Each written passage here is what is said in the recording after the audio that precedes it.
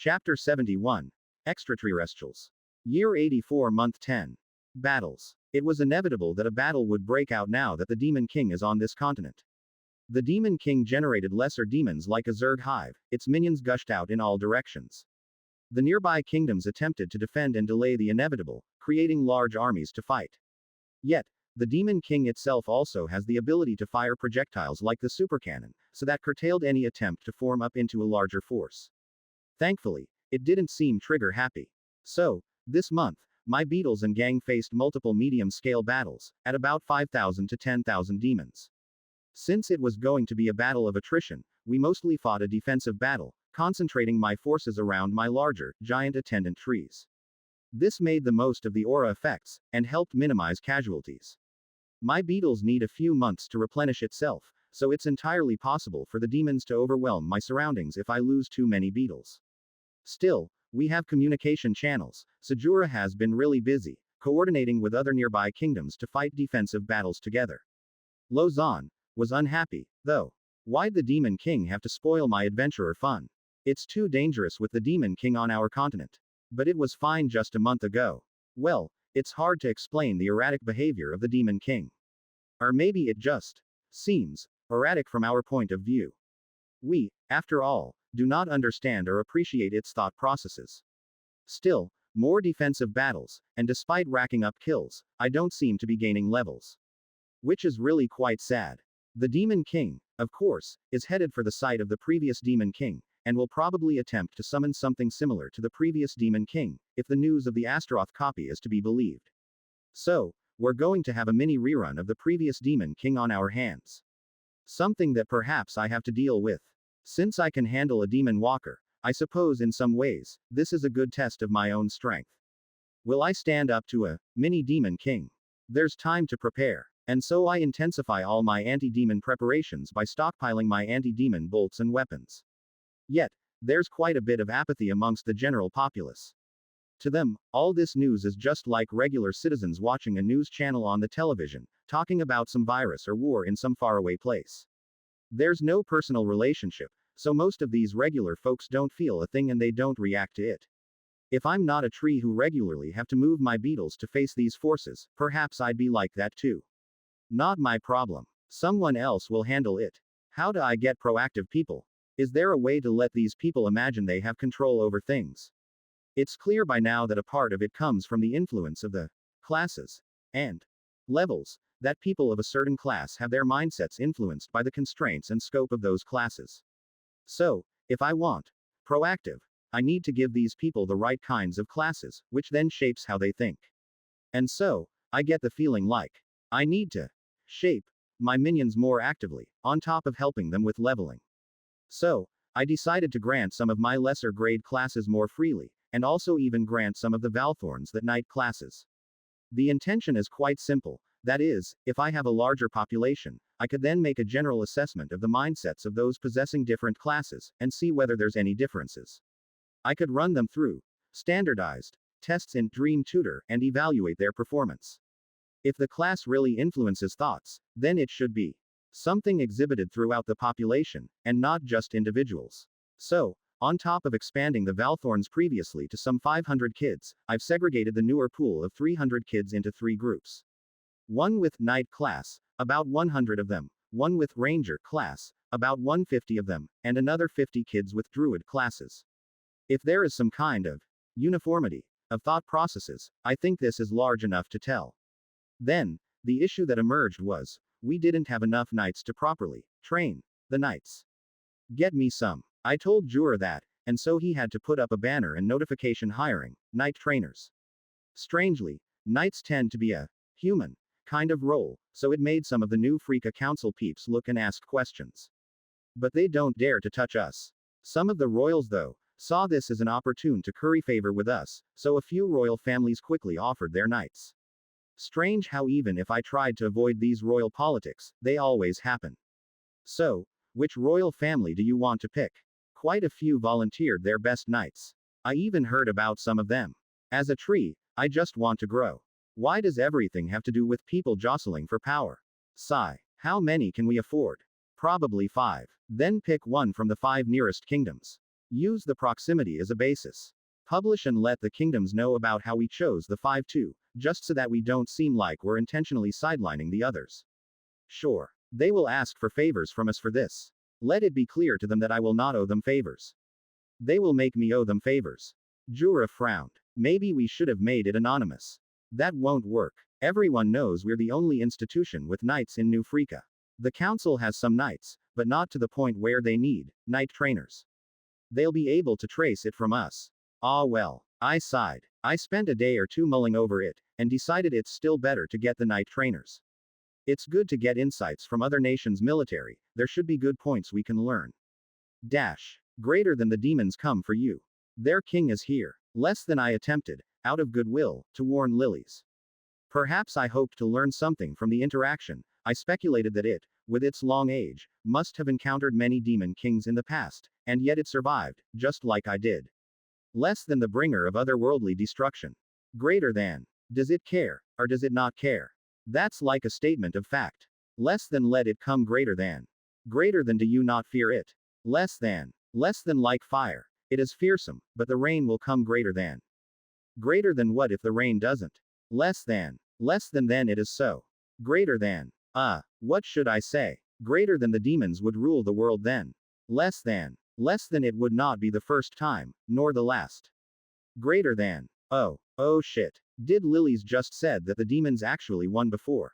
Wait, that doesn't make sense. These demons are clearly out to destroy the world. If they did, and the world we live in managed to recover, that meant they didn't totally destroy it. So, what do they want? Greater than what do they want? Less than. Less than we do not ask why the fire burns, but only know that the fire burns. Greater than. Greater than how did the world recover? Less than. Less than as it always had, with a little divine touch greater than. Meddling gods. If they have powers beyond summoning gods, then why don't they use it? Well, we had a short break, and what followed the break was a bit more fighting. A large demonic army actually headed for Lake Lillipod and the giant Lillipod city, and fighting of course, broke out.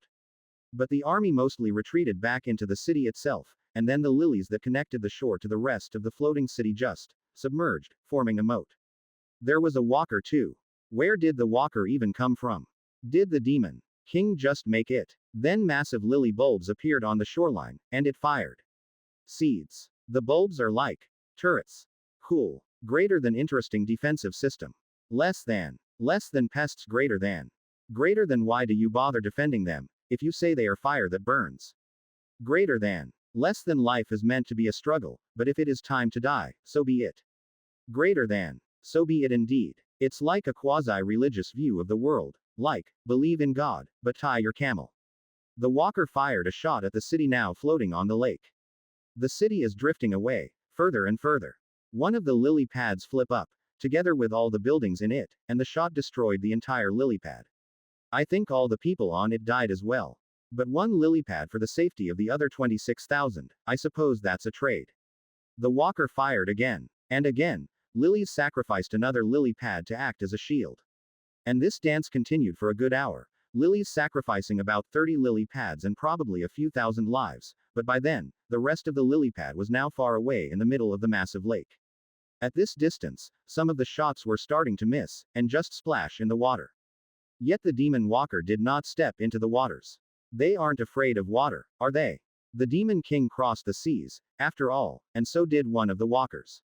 So why isn't this demon walker entering the water? Is there something in the water? I decided to use a bit more of my spiritual vision, and well, the dark, murky waters are filled with floating roots. A lot of them, so much so that they pretty much block out everything. It's like using an X-ray, trying to locate a small fishbone when there's a whole bunch of other larger bones. It's possible, but hard. The demon walker, realizing that the giant lillipod is now pretty much a massive island floating in the middle of the lake, far enough that its attacks are missing, stopped. And then it moved away. Greater than may I offer some assistance. Less than. Less than all yours, as the mortals say greater than they are clearly eavesdropping on the mortals too.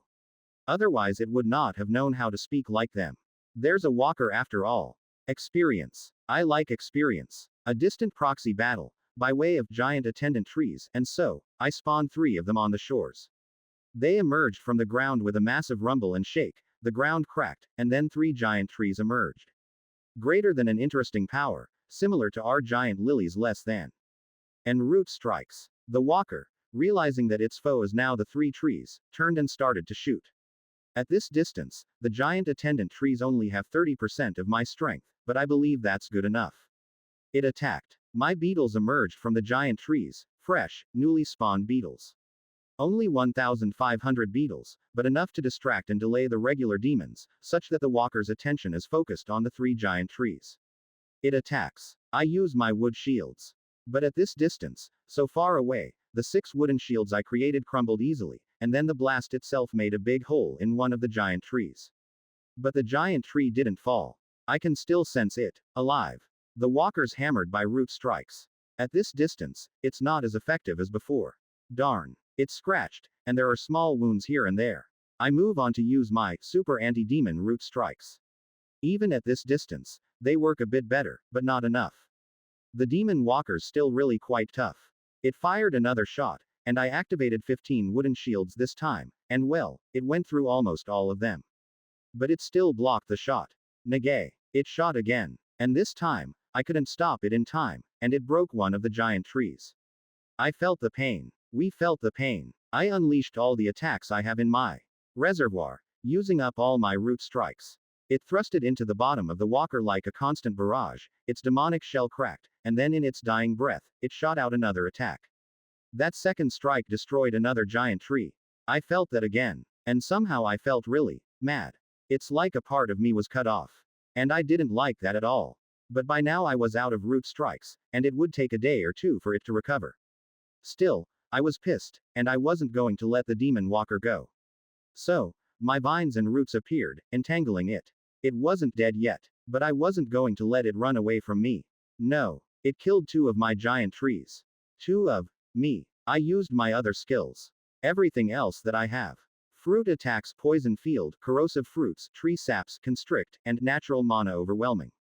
And I pulled the demon walker down to the ground. It was weak. Our attacks made it weak. I spawned 2 more giant trees in place of where the 2 others fell, and they added strength to the roots that pulled the demon walker down. It collapsed. Alive, but grounded, its mouth and other orifices tied up, tangled by roots. Like a parasite, we feasted on the demonic walker. We drained, and we pushed our mana in. It struggled. By now, the battlefield's remaining demonoids crushed in the onslaught of root strikes. There was a few demon knights. They hacked at the trees and the roots. They did a bit of damage, but the regeneration of the giant trees were faster. As long as the demon walker fell, we could take a few hits. It struggled on the ground, its wounds not recovering thanks to the interference of natural mana. At times, it seemed like its strength recovered slightly, or the effects of our constrict skill faded. But constrict was a skill that was meant to last long, and if I wanted, I could keep using it perpetually. For days, it attempted to struggle. The demon knights attempted to hack away the vines. Then my skills returned, and I cleared the battlefield of the lesser demons, whatever balance on the demon walker. If this was next to me, it'd already be dead. But such are the perils of fighting at 30% strength. I drew on the mana from wherever I could, and channeled it there, the giant attendant tree acting like my regional power station. Mana weakens it. The demon walker attempts to resist, and I could sense it functions on demonic mana, or whatever that dried up husk of a lake is. Perhaps I could call it desert mana, to our natural, water mana. The mana inside fought against the mana we intentionally poured in. Whatever. I wanted it dead. We wanted it dead. We pummeled it again, and it turned weak. A day. 2 days. It never really died. It still lived. Cursed distances, my roots not working as well. A few more days, and my arsenal of skills refreshed itself. And we repeated that. Each time, the demon walker edged weaker, its cracked skin starting to give way to our natural mana. The vines started to make roots into the skin of the walker. Every time it struggled, we unleashed our root strikes, and then finally, after 2 weeks, we broke through the head, and cracked the demon walker's inner structure. It was almost there, dying. Our vines reached into it. So did our mana. We ran out of root strikes again. So the vines, the branches, they extended like feelers, like a parasite finding the innards of the creature. Like a hollowed log, infested by algae and mushrooms. Natural mana overwhelming is capturing, assimilating a demon walker. Assimilating. Oh. Assimilation successful. Obtained massive woodwalker shell. Massive woodwalker shell is inactive, as it requires a Titan soul, or 5 artificial soul, a powerful mobile energy supply, a mobile root mind complex and a mobile high-density energy storage. Low-quality energy supply and storage will limit power and performance of the MWS. Titan frame type. Woodwalker unlocked. Future Titan souls may select Walker variants. Creation of Woodwalker Titan frames require construction of Titan's chambers, a special construction project. You gained 2 level. You are now level 142. Natural mana overwhelming upgraded. Only 2 levels. What's left is now a verdant monstrosity, once a demonic giant that's now covered in vines, leaves, moss and all other sorts of vegetation. As if an ancient machine was left to the effects of nature for a long period of time, and now the trees have reclaimed them, assimilated them, like those ancient temples where the roots are in every part of the structure. But there's no mind to it. I have this thing, but I can't use it unless I get those mobile energy supply and energy storage. So, it is time to turn to my trusty lab. Commence research. Additional research added. Super storage potatoes SSP, stage 1 to 12 months. Massive leaf power generation array, stage 1 to 16 months. I think it'll probably look like an oversized Venusaur if there's a big bunch of trees on its back, with some potatoes. Or would it look more like Bulbasaur? Chapter 72. Tree ending. Year 84 month 11. The heroes have been busy fighting smaller battles, and yet, they have been unable to stop the Demon King from going where it needs to go. Which is the site of the previous, most recent Demon King's death. It's probably a problem for everyone. I also reckon, logically, that if the Demon King intends to somehow tap into whatever's left, this next one is going to be way stronger than the one they faced on the Eastern continent. But probably not at the level of the Demon King. For the group of heroes that are here, it's probably a tense time. What if the Demon King aimed for them? Can they fight it? Already, 4 other walkers have been spotted throughout the continent, and the brief peace we had before once again shattered. It's just annoying. I just want to grow. Can I create a massive wall somewhere that all these demons cannot go? Or maybe just go live on the moon or something, where there's no demons to bother me. Yeah, live on the moon. What would it be like to live on the moon? Can I be the moon tree? Or tree moon? If I terraform one of the moons into a land covered in trees, would it look green and yellow when I change their leaf colors from so far away? Which moon should I live on? For a short while I entertained the idea of living on another object where there are no demons and no monsters. Just trees. And maybe animals to help the ecosystem get going. It'll be like those sci-fi movies where some guys travel to some faraway planet there's home to ravenous trees. A tree can dream, right? Dash. I want to fight monsters. Lozan protested. I'm so sick of demons. I lost count how many times you've said it. One of the other Valthorns sighed. To them, it was one of Lozan's teenage frustrations. She sulked in a corner. The other Valthorns practiced, in between the regular battles. Some Valthorns took the chance to just catch up on sleep and rest, since they've been deployed periodically to fight the demons. The knight trainers from the nearby kingdoms arrived too, and they started to train the junior Valthorns in basic knight stances and moves. It's rather simple stuff, like, stand in a knightly manner, how to hold your sword, but I suppose one needs foundations. Come, let's spar. Nero was one of them who regularly sparred with the Valthorns, thanks to Yvonne's meddling. He wasn't at Lozan's level, but he was at least competent enough to spar with the newbies and the later initiates. He would regularly get beaten up, of course, but he seemed to be taking the pain better. What level are you, Lady Lozan? Someone sat next to her and asked. I think it was one of the adventurers. Level 65. There was an awkward silence. It's highly unusual for someone of that age to reach that level in combat. There has been cases of high levels, but usually in more menial roles, perhaps farmer, or herder or rancher. Of course, that's due to all the training and leveling aura effects that I have. I have 4 dedicated training skills, 1 dedicated trainer, and a bunch of other practice things. Thinking about it, it didn't feel that cheating. The heroes get close to level 100 within 2 years. Lozan started training when she's 6. And now she's already 14 turning 15. 9 years for 65 levels, versus 2 years for 100 levels. I think heroes are still at least 7 times faster, ignoring the fact that the higher levels are harder. Man, that makes my hero Fragment super overpowered. I should think about weaponizing or sharing these shards someday. I wonder whether it's possible to lend the effects onto an item or as a blessing, such that they gain its effects. The first 100 fragments cannot be given away. What? I wondered to myself. Why such a restriction? What's the first 100 fragments for? No answer. It seemed like this wasn't something the system was willing to tell, yet. Fine, can I set up a proxy, such that the effects of the fragments are shared, even if the actual fragment remains physically with me? A cloud or a server, with my trees acting as my transmitters? No answer. Does that mean it's impossible, or it's possible? Yeah, why should a benefit be solely hoarded by me anyway? TreeTree. I'm sick of demons. Lausanne protested and decided to have some pastries. I know. She decided to eat some cake. I miss cake. I would like to have a nice coffee cake. I miss coffee cakes. I asked some of the servants to mix coffee powder into some fertilizer, and pour it around me instead. At least I can somewhat taste it, but it's just different. Really sucks not having a taste bud. Wait, there are those giant insect-eating bugs that resemble lips and mouths. Can I evolve those and make them have taste buds? Then I can still taste food. TreeTree, why did you ask the servants to pour coffee? It was strangely Lofen who breached to topic. Coffee is beneficial to trees. I've never heard of such a thing. Only ancient trees like myself. I lied. Only those who have lived the Eons would desire the taste of things. Ah, then would you like tea as well? Or chocolate? Yes. That would be great. Pour it into the small hole next to the tree of prayers. I should first evolve my roots to have taste receptors. Now I just need to block out the taste of dirt. Year 84, month 12. Lilies randomly had a statement. Greater than am I. Talking to the same person. Less than. What? Oh. In short, because Lilies is like a choir. There's bits of it that has different personalities. And each of them does things differently.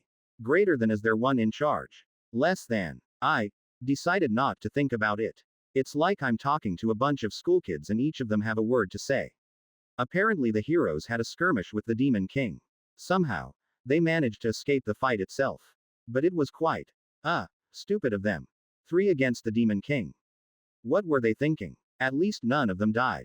Meanwhile, the other heroes in the other continents are still clearing their respective continents of the demons, and apparently, making some plans. Are they coming? As winter sets in, I sensed unusual energies coming from the hero's tower. I didn't know what it is, and I tried to get the labs to scan, but the energy fluctuated slightly, and then was back to normal again. It felt like star mana, but without any detailed results. I wasn't sure. This winter, we've managed to get a bit more evergreen plants to grow. Some traders managed to bring in winter-resistant plants from faraway lands, and that made me very happy. It's nice to have fellow winter-friendly trees. Down far south, near the Lake Lilypod, the lake itself is a source of warmth, and it doesn't freeze over. The unmoving giant tree walker, sprawled over the ground, now overgrown with trees. It's warmer here. South is nearer to where the sun is after all, and some simple astronomical rules still apply, even if there are more moons to complicate the water level movements. The giant walker just died. A trader mentioned, walking past the giant thing. To them, it's dead. The difference between a dead giant walker and a giant walker infested with vines and trees, in practice, is really still a dead, unmoving thing.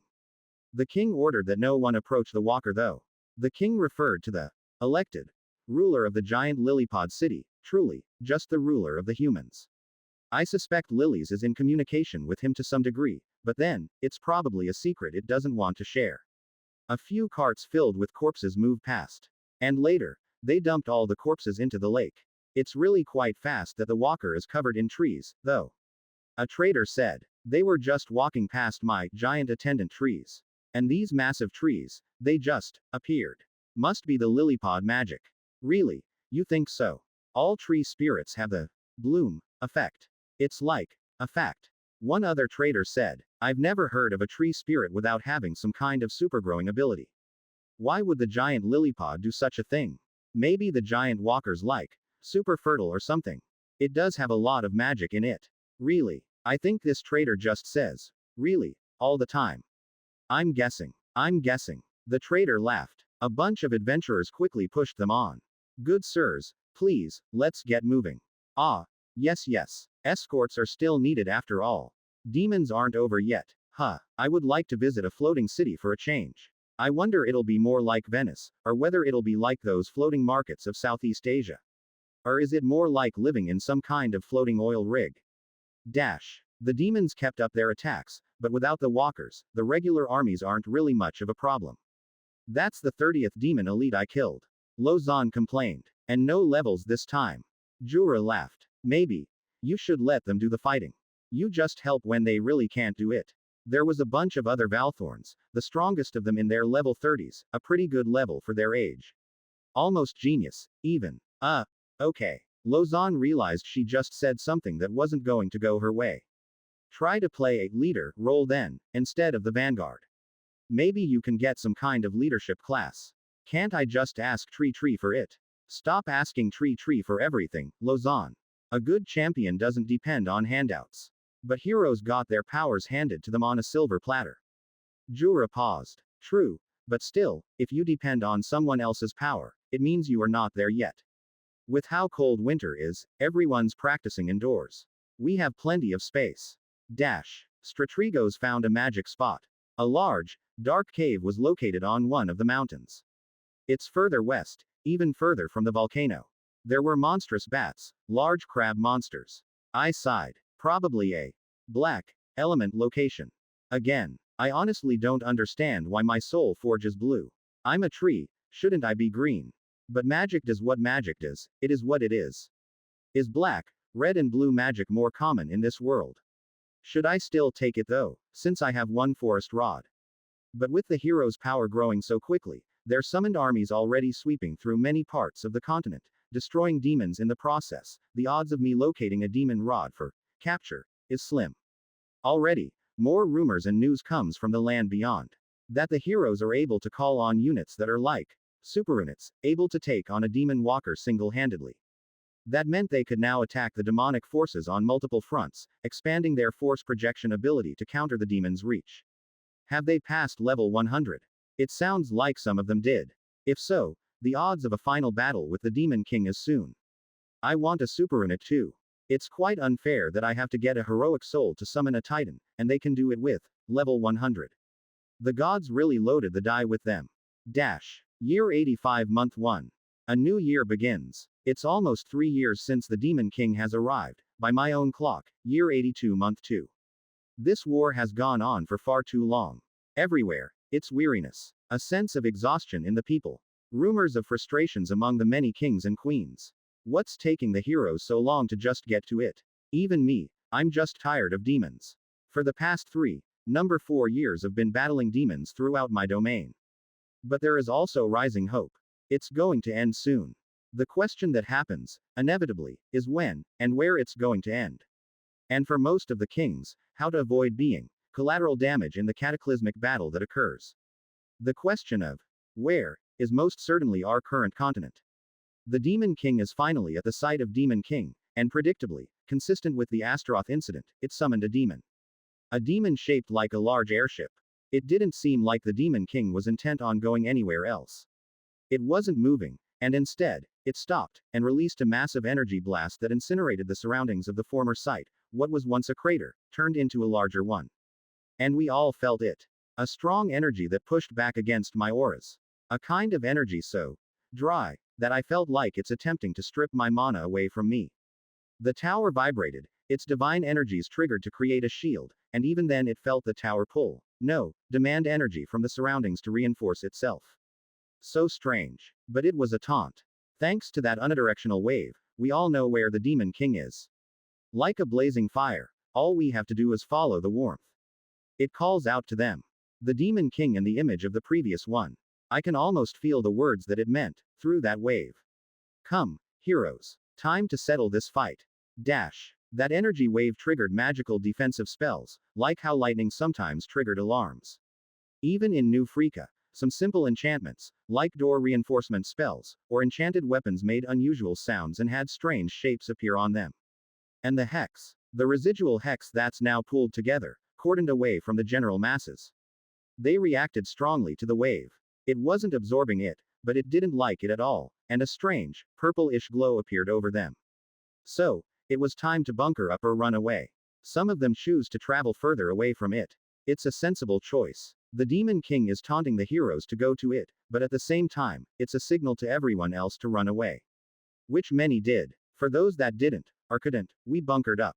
The sewers and underground tunnels project thankfully completed, the citizens started stocking up designated storage areas in the underground tunnels. The tunnels go quite deep into the ground. After all, the Demon Kings clearly have incredible destructive power, and shallow, near-surface tunnels are still going to get destroyed easily. I've also restocked my constantly growing arsenal of anti-demon wooden bolts. If it ever comes down to a fight, I'm not going to go down easily. I hope I don't get involved. But a part of me knew that's wishful thinking. It's on this continent after all. In the long eternity of time, one day, I will have to face the Demon King. Whether by chance or by intention. Chapter 73. Heroes and the final boss fight. 8 yes, 3 no. So it's time. It was Astra who said it, announcing the decision of the vote to the group. Are you sure? Are we sure? One of the heroes asked. We can't hold this on forever. We've all voted yes. Let's go with it. A quiet silence. Although the hero's power is incredible, they all felt it. The gnawing sense that the power is biting into their minds, the stronger it gets, the more it compels them to just go at the demons. It's almost like a bloodlust. They all look like they haven't slept in months. Eye bags and all. Was it always like this? I don't think so. No records I checked had it. But then again, very few heroes took 3 years to slay the Demon King. Mostly because the battles are all confined on the same continent, so it just tends to end rather quickly. All of them didn't sleep well. At night, they all get nightmares. It wasn't like this before, but it started a month, no, 2 months ago. At first it was mild, but lately it's more and more gruesome. Death. Destruction. Were they going insane? But we're just walking into the Demon King's trap. It wants us to go. We must hold on till the time is right. When is the time right? We are all about level 100 plus now. Astra is even level 120.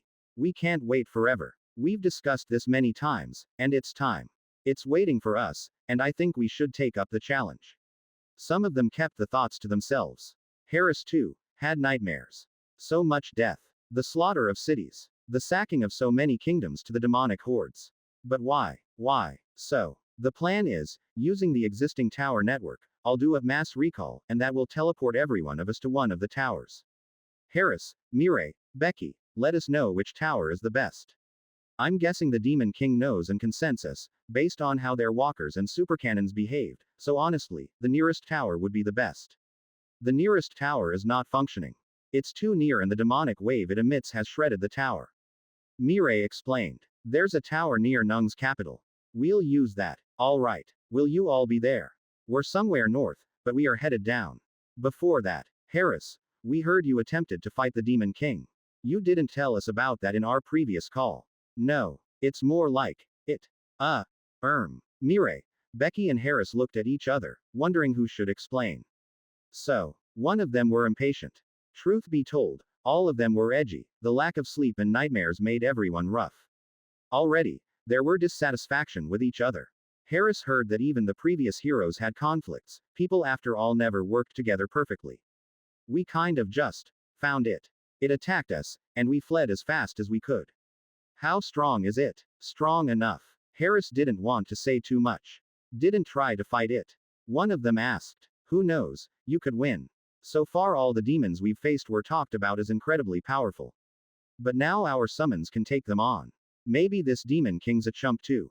2 heroes looked at each other. Victor and Gustav, they were both there when Pooja died.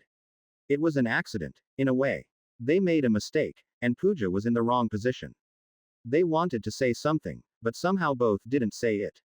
No, we thought we should do it all together. Harris said. Hey, as expected. One of them sneered. It's been 2 years since they all arrived, and few friendships stay the same in that time. So, we all teleport to the location. One of the other heroes stepped in. Yes. Astra. Sensing the moment. Anything else? No. Harris sighed to himself. They all just happened to be in the same bus, somehow. There's a camaraderie, at least, with Becky and Mireille, as the 3 of them traveled together, and fought many battles together.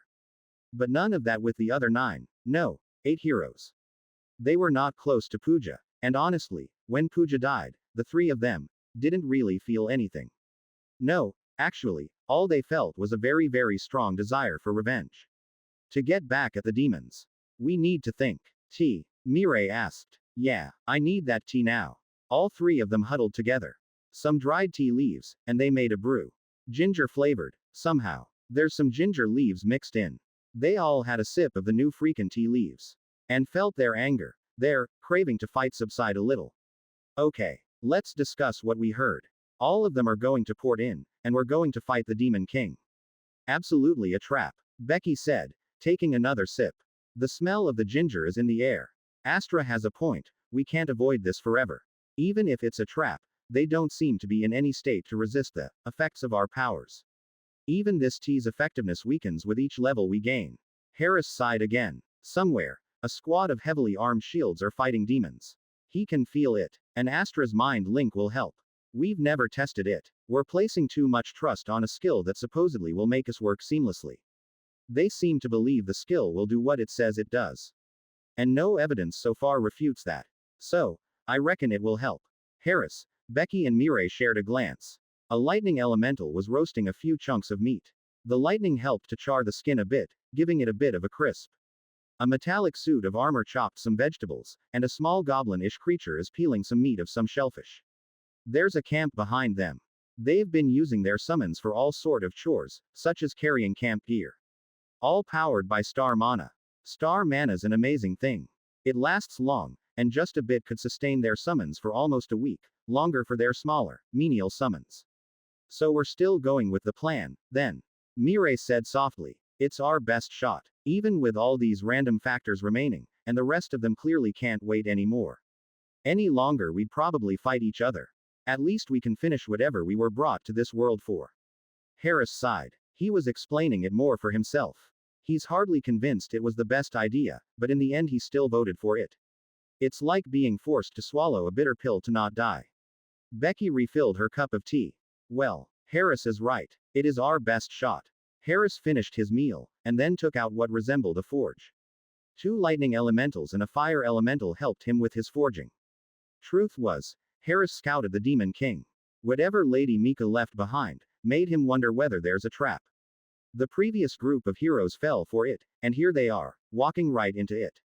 So Harris, without telling the other 3 groups, decided to scout the Demon King out. He prepared beforehand, a special teleportation scroll, some backup abilities with both Becky and Mirai, a lightning-powered, temporary recall, and a lightning speed boost. And high-powered summons as backup. Perhaps they could buy time. The Demon King took the shape of a massive spider with 4 circular ring on top, forming something resembling a veranda, and at intervals, the veranda functioned as a demonic summoning portal. It forcefully opened a massive rift, and each time, one more demon walker emerged. Next to it was a large floating castle filled with jagged spires. It radiated a reddish glow. He could feel its power grow, and then ebb. Then he noticed that it's synchronized with the gate on the Demon King. It's acting as a power generator to summon more demons. Instead of relying on ley lines and magic spots, it decided to tap on whatever's left on the previous Demon Kings. Yet, Harris watched a bit too long, and the demon walkers started firing. He fled as fast as he could. He wasn't mad. There were at least 2 million demons in that massive valley. At least 30 walkers. It was going to be a massive battle at scale. And flyers. There were creatures that resembled wyverns. It turned out, sure, they were gaining levels, but it was going to be a race. If these 2 million demons went out in all directions, how long would it take for them to stop it? Could they gain levels fast enough that they could beat back the horde of demons that ravaged the world? And yet, Harris didn't feel guilty not sharing this information with the rest of them. And honestly, he didn't know why his 2 friends didn't either. Astra looked at the map. It's laid out on a large table, and it marked where the towers are located. Something doesn't make sense. What? Naya looked bored. Why are you studying the maps they sent you? All we got to do is teleport there, and do what we gotta do. We've got super summons now, and the demons are still giving us the same kind of opponents. Aren't you underestimating the Demon King? And the gods are underestimating me. Naya said. Astra could only roll his eyes. Astra looked at the map again. He roughly measured the distance between where the Demon King is, and the nearest tower. Why such a large distance? What is the Demon King planning? Harris met it. Yet. Why did he not say much? Did he have something to hide? I can't wait. Naya said. After this is all over, I'll get to live life as an emperor with a massive harem. Astra didn't reply. There really was no need to. Go sleep. Astra didn't. Naya slept. Feeling like he wasn't going anywhere, he went for a walk, and found Gerard on a hill. It wasn't hard spotting him. Gerard nodded at him. Hey, not sleeping yet? I could ask you the same question. Astra noticed a mug and a few barrels of beer by the side. They were all schoolkids when they got here, but it's been 2 years, and well, everyone had different ways of coping with the nightmares. In Gerard's case, it was beer. They were underaged, after all, but who's going to stop heroes with super growth spells from buying beer? He was through a barrel. Sadly, that's what he needed to get drunk, since as a hero, he had some poison resistance, and he had a summon that collected his beer from the nearby towns. Helped that some of his summons are gladiators which can speak a few words. Are you here to make sure I fix my guy's weapons? There was a gladius at the side, made from a mix of regular metal and star mana. Something they made in their free time. Gerard had the benefit of having equipable summons. His elite star mana gladiators could will items he made, and the level 100 super summons, the super. We've passed that stage. Astra grinned. There was a small magical staff at his side. It was weird that all heroes gained a crafting option together with star mana, and that crafting option seemed exceptionally personal, in the sense that none can make something like someone else. It was through a mix of star mana and their personal will that these hero artifacts were made. Maybe there were crafter heroes in past generations, people know heroes who could recreate other heroic artifacts. So, why are you here? Gerard stood. They exchanged a look. You voted no. The voting results were public. There was no use hiding who voted what. Why? Because I felt like it. Astra glared. Gerard met the glare, and after 5 seconds decided to look away. You're lying. Maybe. Won't you tell me the truth?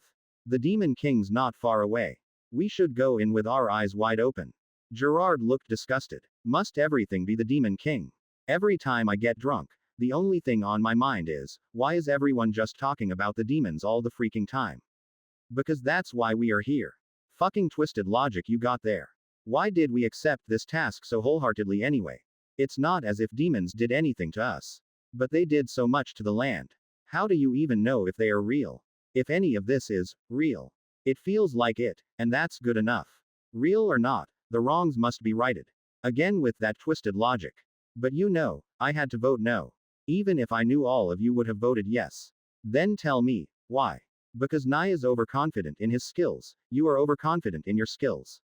Almost everyone is overconfident in their own abilities. We're going to go and fight the demon, and we'll realize how inadequate we were all these while.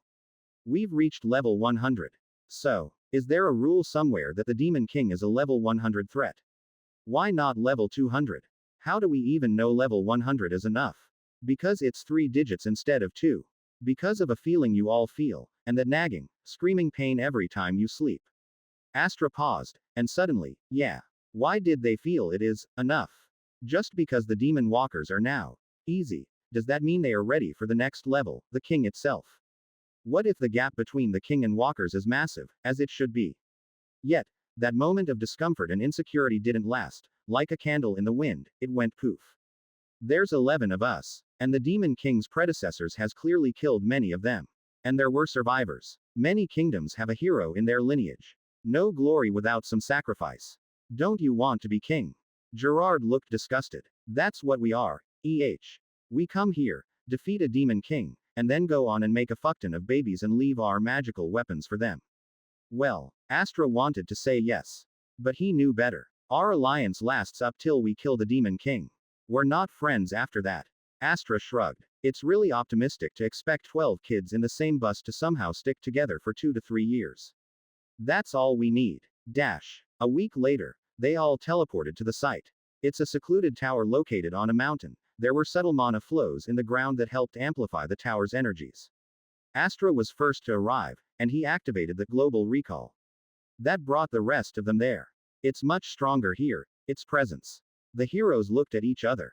For those located on different continents, it was the first time they met face to face since that day on the bus, or that moment with the gods. But they were referring to the taunt that the Demon King emitted. Its constant aura Harris. Becky and Mireille looked at them. Welcome to the Central Continent. Yeah. We are going for the Demon King immediately. Naya shrugged. Some of them nodded. A few looked uncertain. Astra, who was level 125, took the lead. Let's go. There's really no point delaying this entire thing. Can you three lead the way? Sure, but do you guys need to call on your summoned armies? Or they can appear at any second. Gustav and Lombard both nodded. My powers need a bit time to appear, and I have artillery forces. I will need to position my bombardment units at a distance. Harris took out the map again. There was a red star showing where the Demon King is, and a big red ring around it. What's the red ring? The Demon King's army. Ah, fodder for us. Harris winced at the word, but didn't say a thing. He pointed to a chain of hills and slopes further out. What's the range of your artillery? Is this place far enough? How far is that? I mean, Lombard looked at the map. He had an issue translating distances on maps into range. In practice, he used his own forces to sense where it is, and he had spotter units, which helped his artillery units find targets. Harris didn't know how to explain distances too, not in this world where kilometers and all didn't really mean much.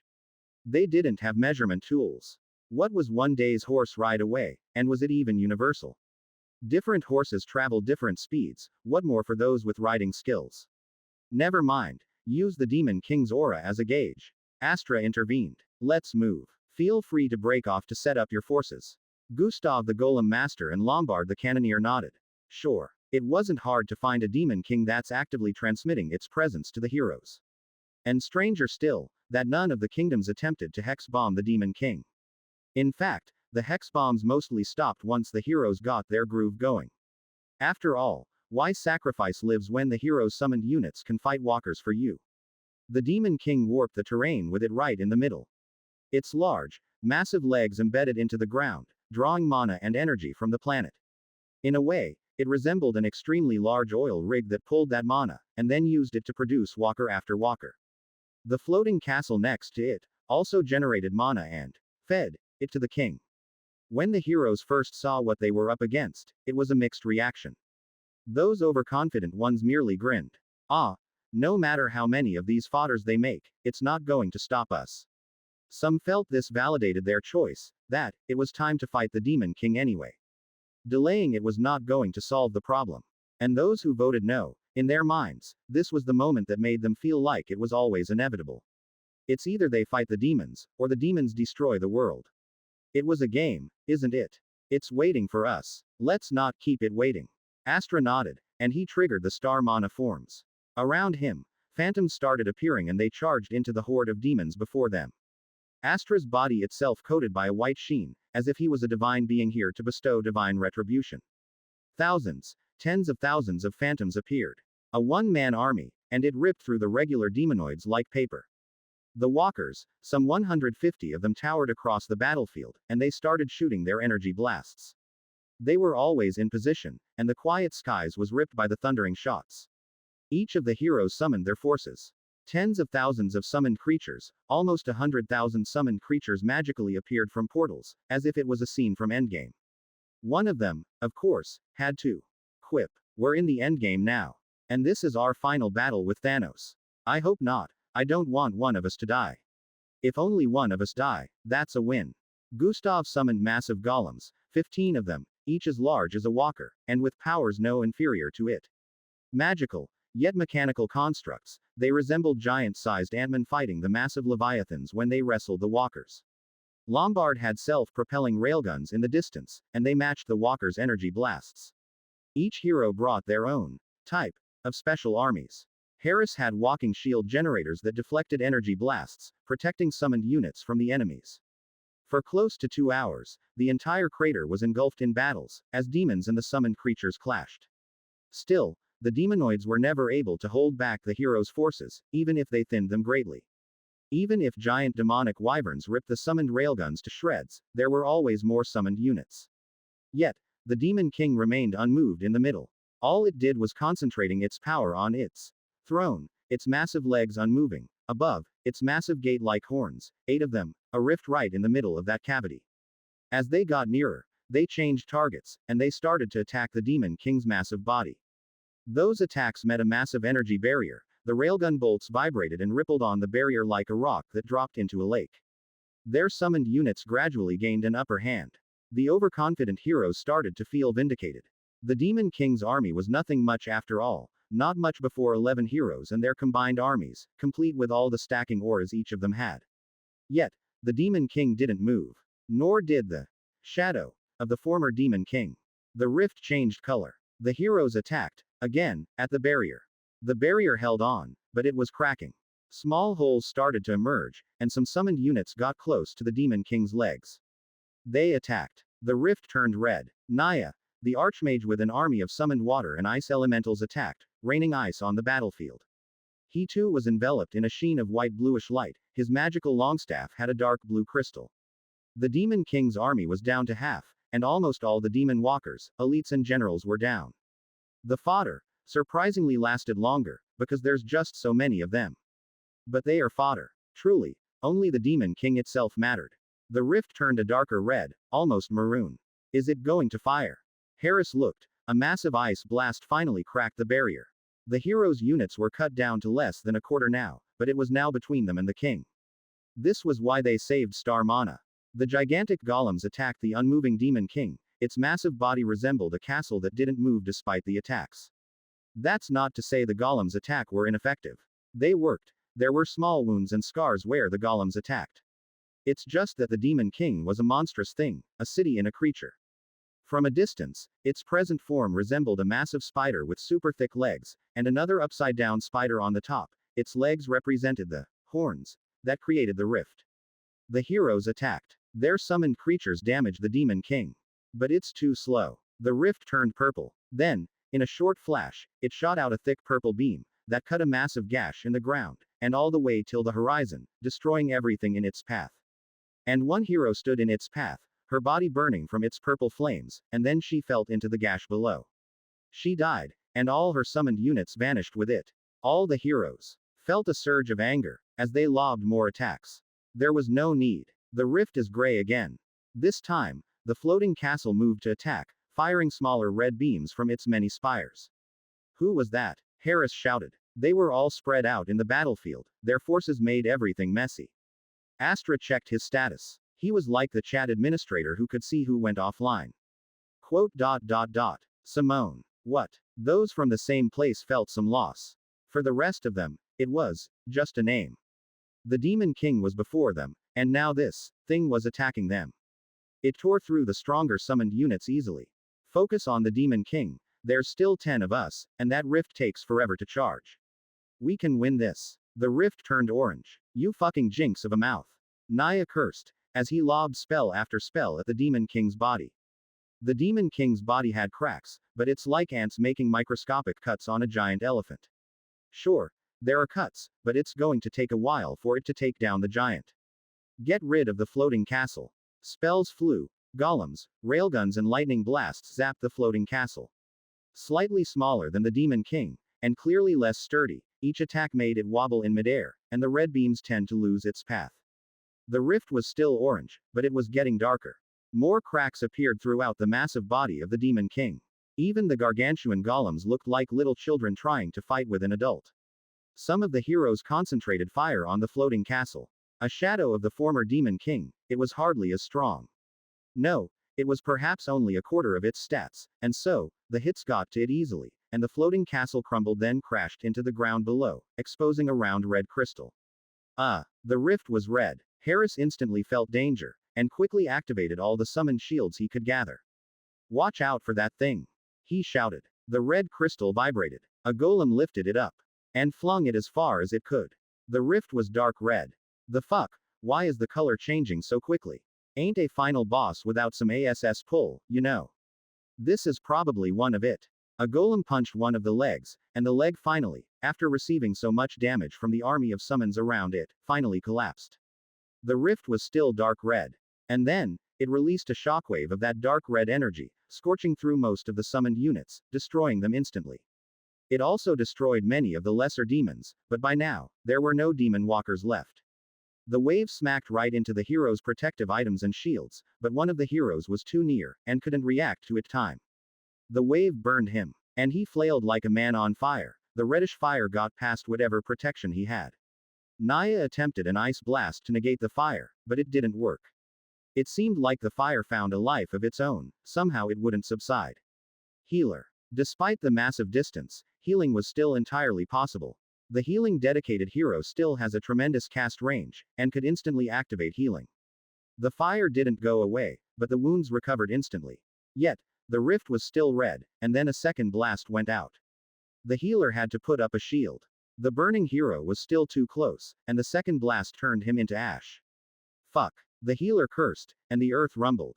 The Demon King was finally moving.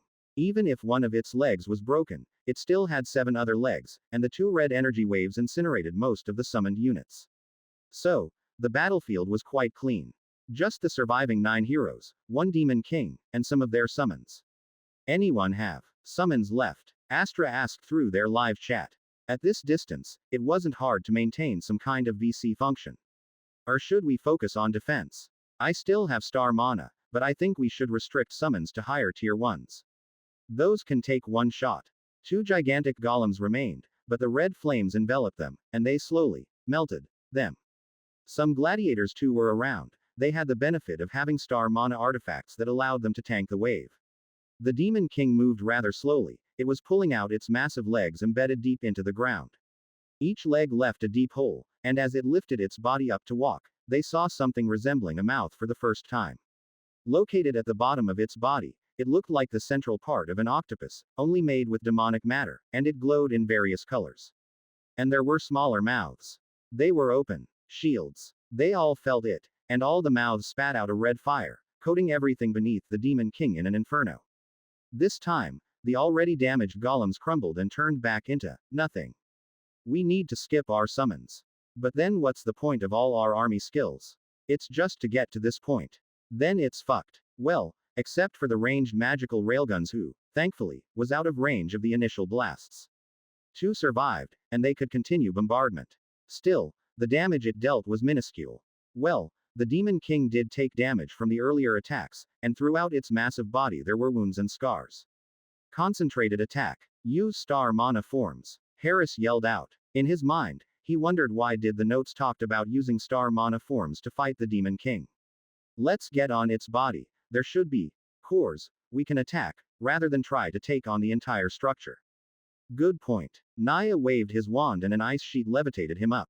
The Demon King's many mouths opened, and this time, they lobbed small energy blasts, in the millions.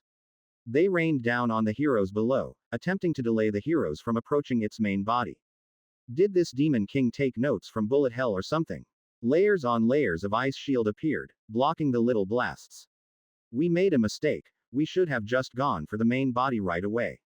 What? And get caught by the red wave. We didn't even know it could do that. All the heroes had activated their defensive abilities. The overconfidence from the early stage had faded. They witnessed 2 of them die. Maybe they'd be next. There was no time to be reckless and hold back some abilities in reserve. Still, the rain of energy bullets did not deter the heroes at all, and very quickly, all of them were on the Demon King's main body. There were no lesser demons, but parts of the Demon King that attacked them. Throughout its body, spires transformed into tentacles or beam towers, attacking the invading heroes. The heroes spread out, looking for cores or hearts. Things that powered the Demon King. They hacked at everything that looked like it could hold something like that. Their star mana powered abilities, now at close range, easily cut through any defenses the Demon King had. Even while the massive monster moved, they had to be wary. The rift was now orange again, and gradually, it turned reddish. And the massive size of the Demon King meant they could be hacking and attacking nothing for hours. Their strongest area spells lacked the focused damage needed to cut through the Demon King's defenses. One hero summoned her elites to help out, and well, the elites were useless. Unless they had equipment made or infused with star mana, the damage they deal was close to nothing. We need to split up. The Demon King suddenly stopped, and it jabbed one of its large legs into the ground. The heroes braced for the sudden shaking and collapse of the Demon King's body to the ground. They had magic to keep them steady and floating. Then it did so again. A second leg pierced the ground. Why is it doing that? How far have we moved? The heroes suddenly realized they were no longer in the crater. The Demon King had moved a good distance during the 30 to 40 minutes they were attacking its body. Its massive size and magic meant they hardly felt the move. What's going on? It was that very moment. Through the entirety of the world, all the demonoids shook, and disintegrated into small ash-like particles. Then the ashes started moving, as if swept by a wind, all towards the Demon King. They moved intensely, and throughout the world, a strong, hurricane-like wind wrecked, damaged and killed many, as this wind carried all these ashes to the Demon King. It's the transformation. All boss fights must have another form. This must be it. The heroes didn't realize the issue. Stop it, Astra yelled. We must find the source before this transformation completes. How? The heroes were attacking the Demon King's body as much as they can. Some of them concentrated their attacks on the center, believed that the Demon King would have its core in the center. Harris paused and took a sip from a flask. He closed his eyes momentarily, willing his body and soul to sense the Demon King. The Demon King could sense them, and they could sense the Demon King. Lady Mika's notes were clear on that. Maybe they had to find it using that sense. And indeed, he did. There's 4 cores. He pointed them out and quickly rushed to the one nearest to him. The heroes managed to destroy 3 cores, and even so it took them 2 hours. Way longer than they liked, despite how strong their star mana was. There were just too many tentacles, monsters and spires in the way. 2 hours never felt so long. The ashes all arrived, and then the body itself also turned into ash. Quick! Find the core. Attack it when it's ash form. They did find it, and they attacked it with all their might. The ash was too thick.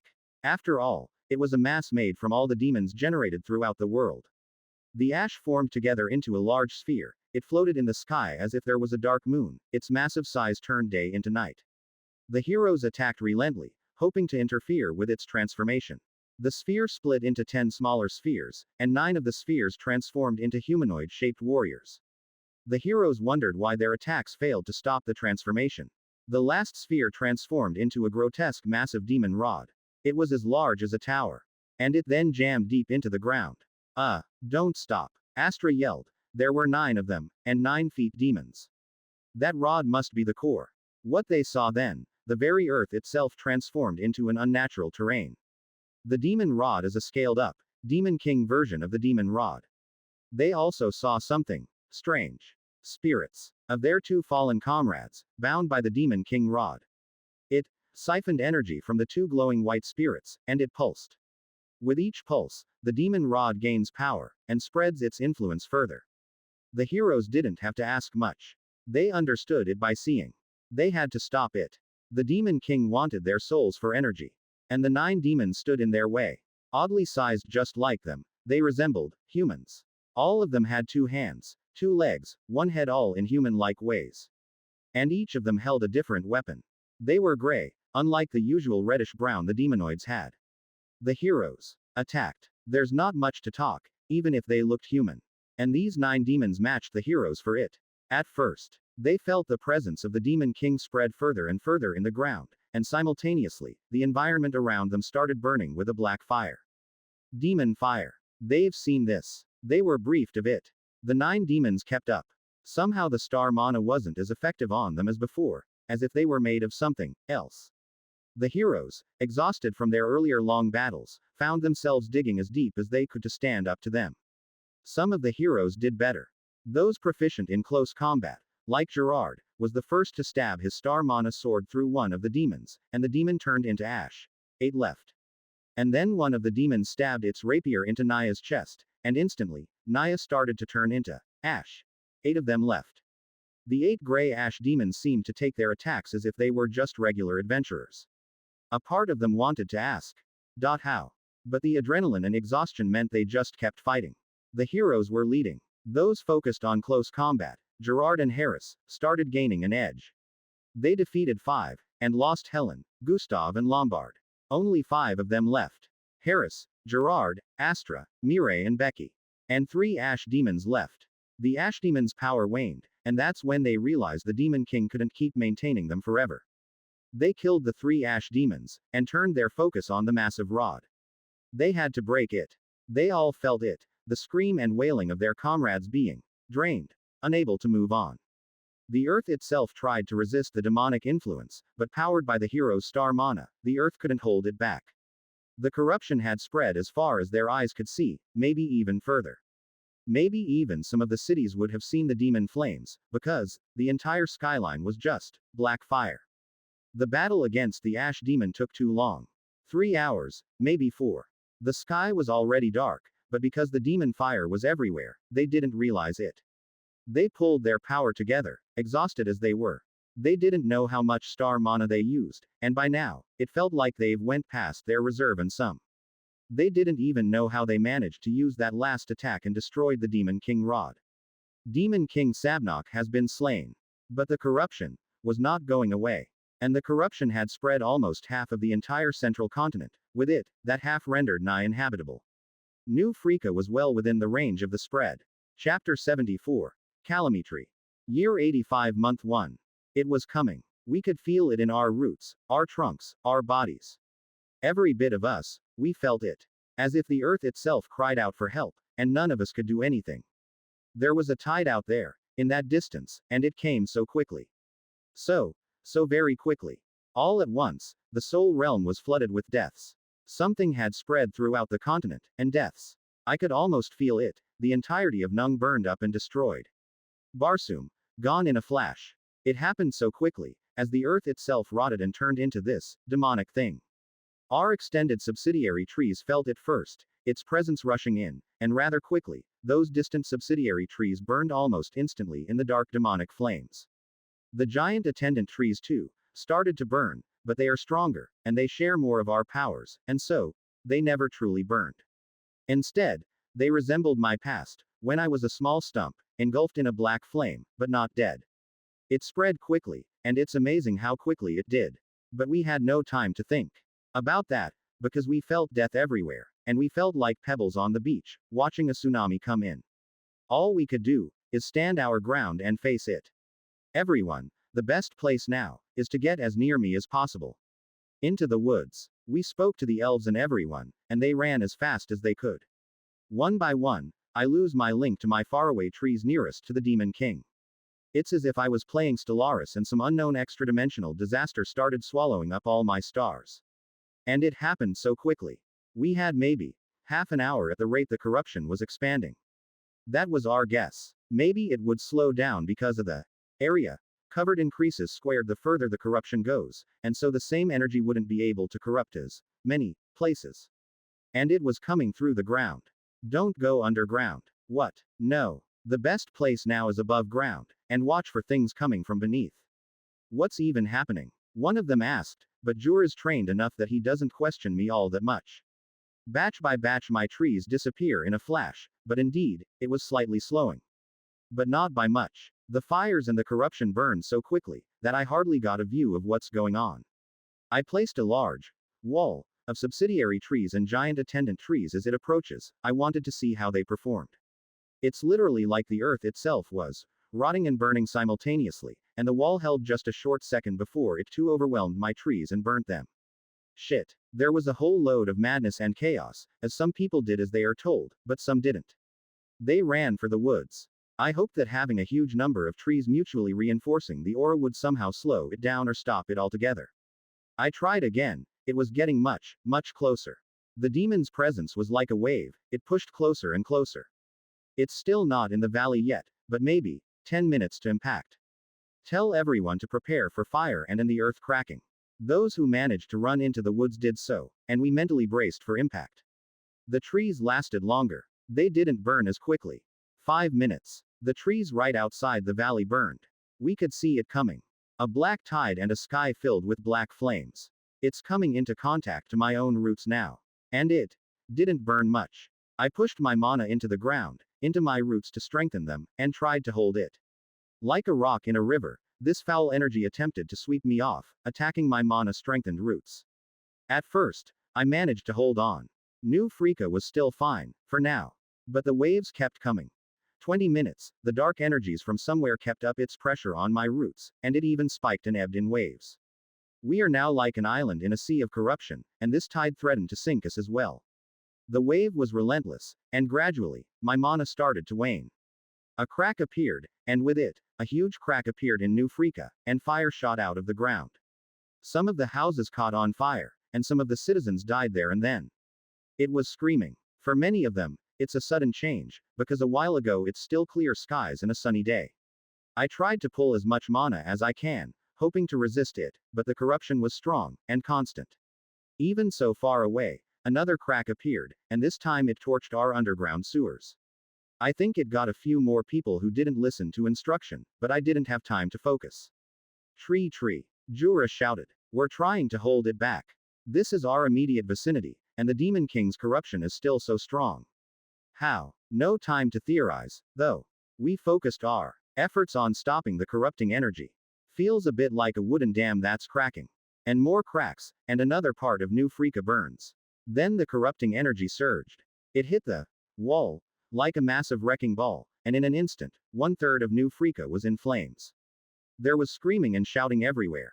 TreeTree, what's going on?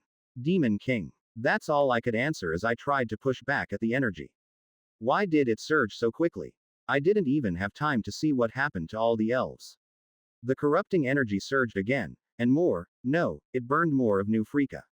People were running, and the edges of my forest were in flames. Demonic flames. This isn't working, TreeTree. I felt the demonic corrupting energy surge in again. Do I try to hold back and let it smack into the forest? What worked? Me. Should I do it again, like with Alexis? But this energy is the Demon King's very own energy. It's unmistakable. Can I do it? TreeTree. Eon. I hear faint chatter, and we feel the pain coming through the network. So many trees are burning. So many trees. What if? We feel the call for aid from all the trees. Screaming, wailing, if trees could scream we would be deaf. No. While we kept up the wall of mana to hold the corruption at bay, we intentionally let some of it in, and using mana, we guided it to me. The demonic energies attacked my main body, but unlike the other trees, I can take it. And I kept holding on for an hour, 2, 3, 4, and after a while, all I saw was just darkness. I felt demonic energy and mana, and it burned my roots, my trunk. I feel pain. Pain. The valley was sinking.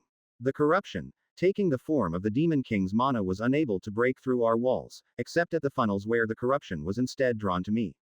So, it went under, around, and over, and the entirety of the valley started to sink.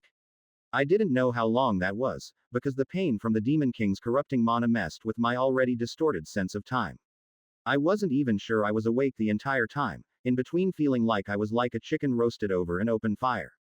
Pain. The valley was submerged now. A shell made of distorted, demonic mana-tainted rock now surrounded the valley like an egg with a broken shell right on top, that barely lets some sun in. Or a snow globe, only, our walls are made of demonic rock. I didn't know what happened to the elves, or New Freaka. But I reckon nothing much is left. I felt my soul realm get flooded with souls, and at the same time, a whole bunch of other notifications came in. Connection to Verdant Volcano lost. Connection to TreeTree of Mana lost. Connection to Dimitri lost. Pain. I lost the trees that link me to the volcano and the magical ley line. It's just so painful. Pain. I feel the mana overwhelm me at times, and my entire main tree is burning. Yet, I know that the other trees in the valley are still somewhat safe. I can hear them. Black flames danced across my body, my leaves now a mix of green and black. TreeTree. Who's that? TreeTree. I've got no ability to respond, but should be one of the elves. Pain. It's just madness. The pressure from the demon's mana increased, and I felt the walls and roots buckle a little. I try to push it back, and relieve the pressure by drawing it more to me. I can barely see, but we are submerged. It's as if the entire terrain around us had somehow partly turned into sludge. Or was it because we are resisting? That's why it turned out that way. The pressure kept on, and I felt I was burning. But I think the valley is safe. I know it is. Curse. Demonic mana. Contamination. You have absorbed too much demonic mana, and you are now cursed.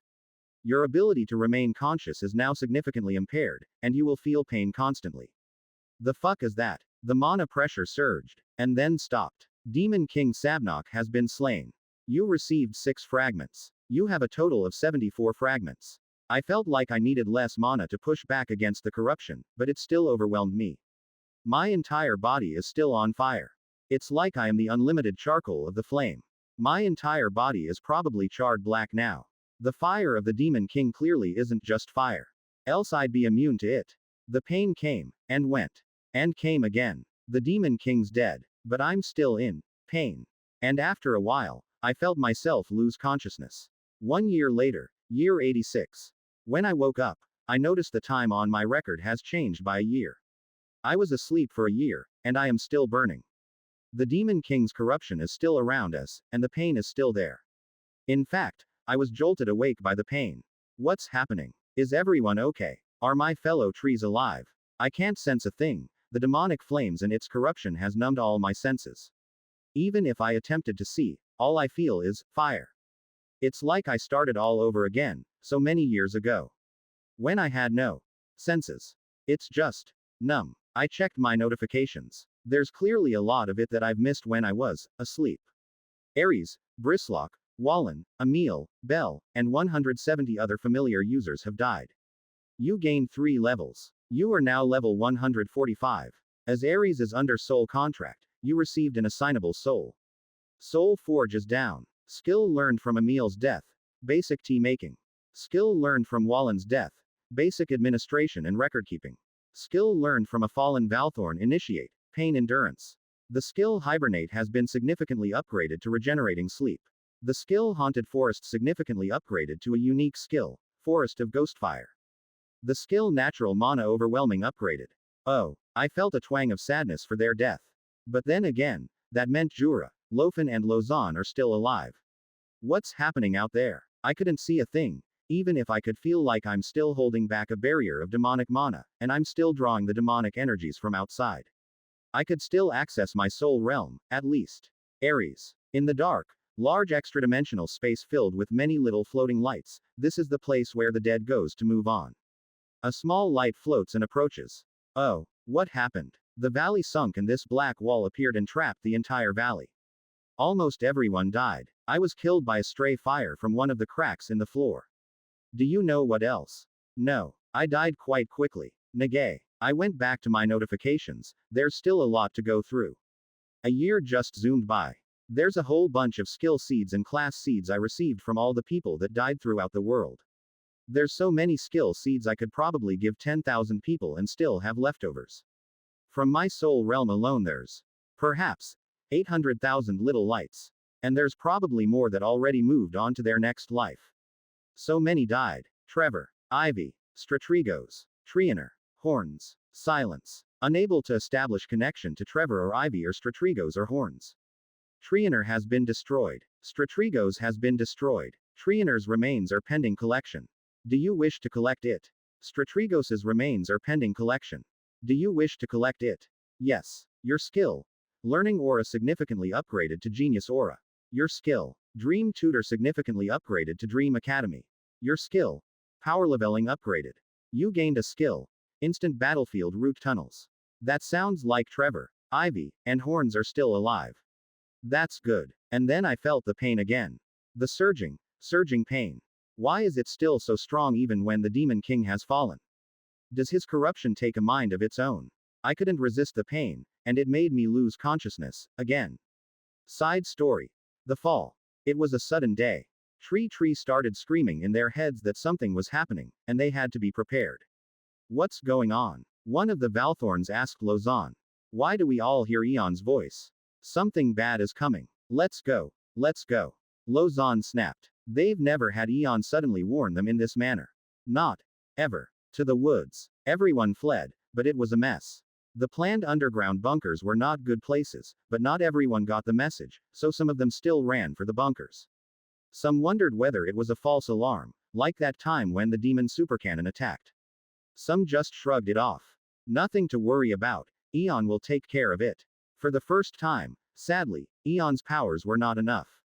The sky darkened almost instantly, as the shockwave of the Demon King's corrupting mana flooded the distant skies. The first wave came, and they felt the entirety of the valley shake like never before. Roots started popping out of the floor, and so did cracks.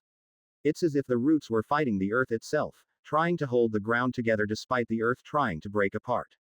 Then came the flames. The cracks started to spit out weird, blackish things that spawned strange demon-like creatures. Demons. It was a battle now, but the ground was shaking uncontrollably. Where'd they come from? Roots started emerging to impale the demons, and often swallowing them altogether. No one was free to answer. Lozan activated her special familiar, and used the vine whips to quickly move, avoiding the cracking earth below. Luckily, her mom was usually found in the secret hideout, so she figured her mom was safe. The ground shook, and they saw the skies turn red, and then black. Black flames filled the distant skies, and the trees in the horizon burned. It wasn't hard to figure out that the Demon King did something. But they can only hope to survive it. Another crack, this time, right across New Freaka, and a jet of black flames shot out, burning through multiple houses and people.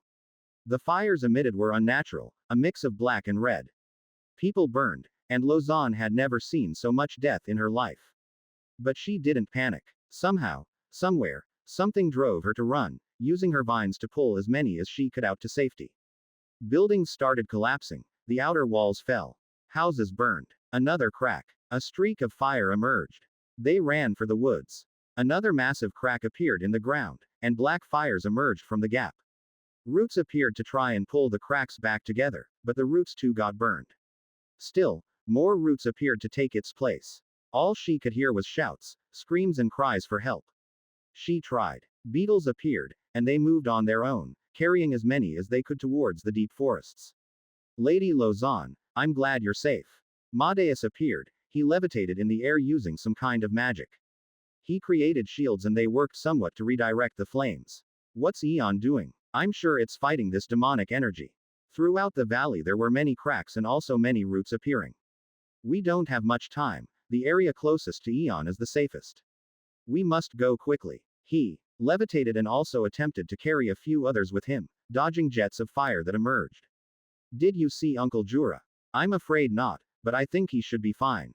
Madeus said. I must go. Lozan nodded, and sidestepped a fire jet. She created a wood shield to block a black fire. The shield disintegrated almost instantly, but it did block it. People were running, but the cracks were getting bigger, especially in New Freaka's outer districts.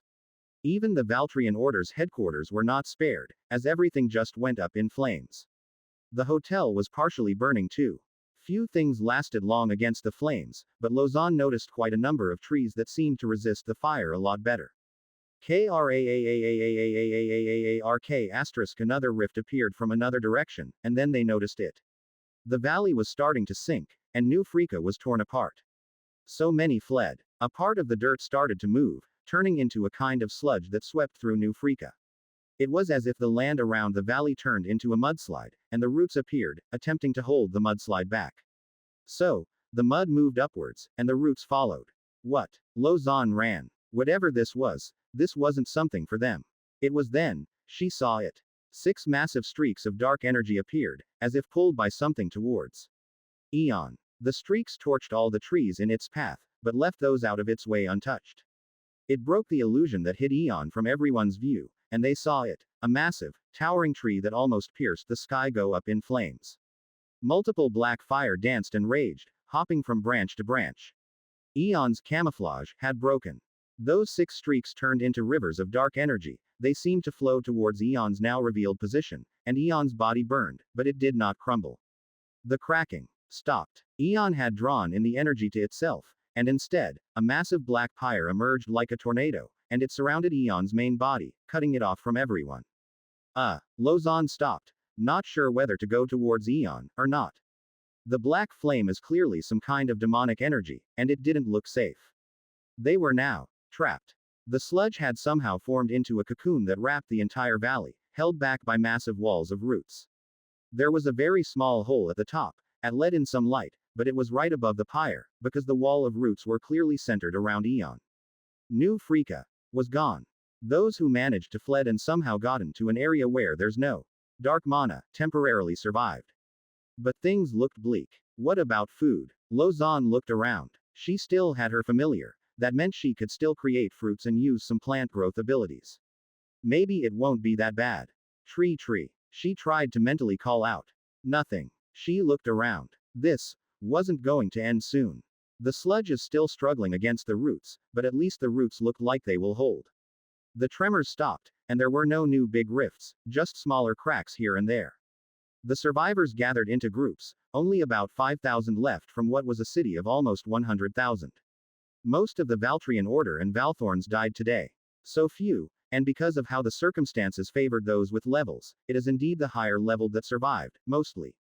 Jura, Madeus, Yvonne, herself all made it. Mom too, who happened to be somewhere near Uncle Jura. What now? The survivors gathered, some of them naturally approached Lausanne as a contact point. I can't reach Eon. Lausanne looked at the 5,000 survivors. It was too sudden, too abrupt. A mud tsunami and a firestorm later, here they are. What's left? The survivors. Could walk Abbott now, the tremors mostly stopped. Message is down. A surviving mage complained. The tower's been destroyed. The mud sludge and firestorm took down the hero's communication tower. The sky's dark. Everything's dark. Their source of light now was that little hole right on top, or the dancing black flames that enveloped Eon's body. How do we get out? Should we even get out? Eon's holding this place together. I doubt outside will be any better. Lausanne ran, and saw a few others. Mom. Lausanne and Lofen had a hug. Glad you're safe. Yeah. Jura was next to her. He looked like he was covered in dust and ash. Well, Eon's not responding. We're trapped here, and we have some food from our familiars. Not that bad. Not that bad. Let's get organized and see whether we can salvage any of the houses. Eon's hideouts are all inaccessible. Chapter 75. Passing time. Another year later, year 87. When I woke up, another year had passed. I had no idea what's happening, other than my mana was still pushing back against the corruption, but it was easier for me to maintain it. Easier, and yet the pain was here. Constant, even, and it struggles. I could feel the demonic power was having a dip, a temporary one, that's why I could be conscious. Why did I sleep from the pain? Does this pain restrict me so? Or is it the curse? I could feel the demon's fire swirl and turn around me, and I could now vaguely, just very vaguely, sense that there's something outside, no, around me. Something beyond the flame. Is this the valley? It should be. Why are my senses so confused? There's solid rock around us, held back by my roots. Funny, it's like molten lava that has now solidified, and the demonic mana is slightly less intense. Still very strong, but slowly it is subsiding. This demonic mana will take some time to decay. Maybe 10 years, maybe 20. Clearly it is dissipating, very slowly.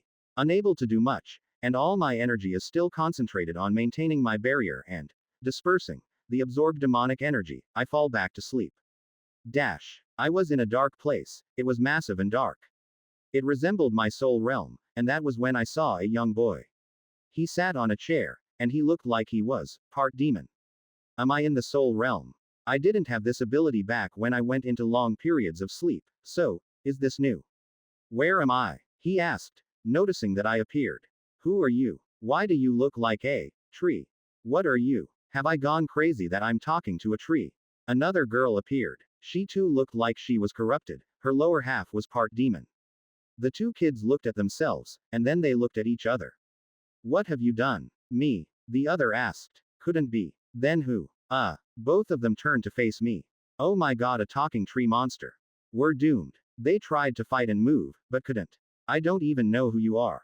The two kids looked at each other. They kept flailing, but then they stopped. We are the heroes. Well, looks like both of you died. What's your name? Simone. The girl said. Victor. The boy said. It was then both of them suddenly shouted as if they've gone crazy, and then an eerie voice emerged.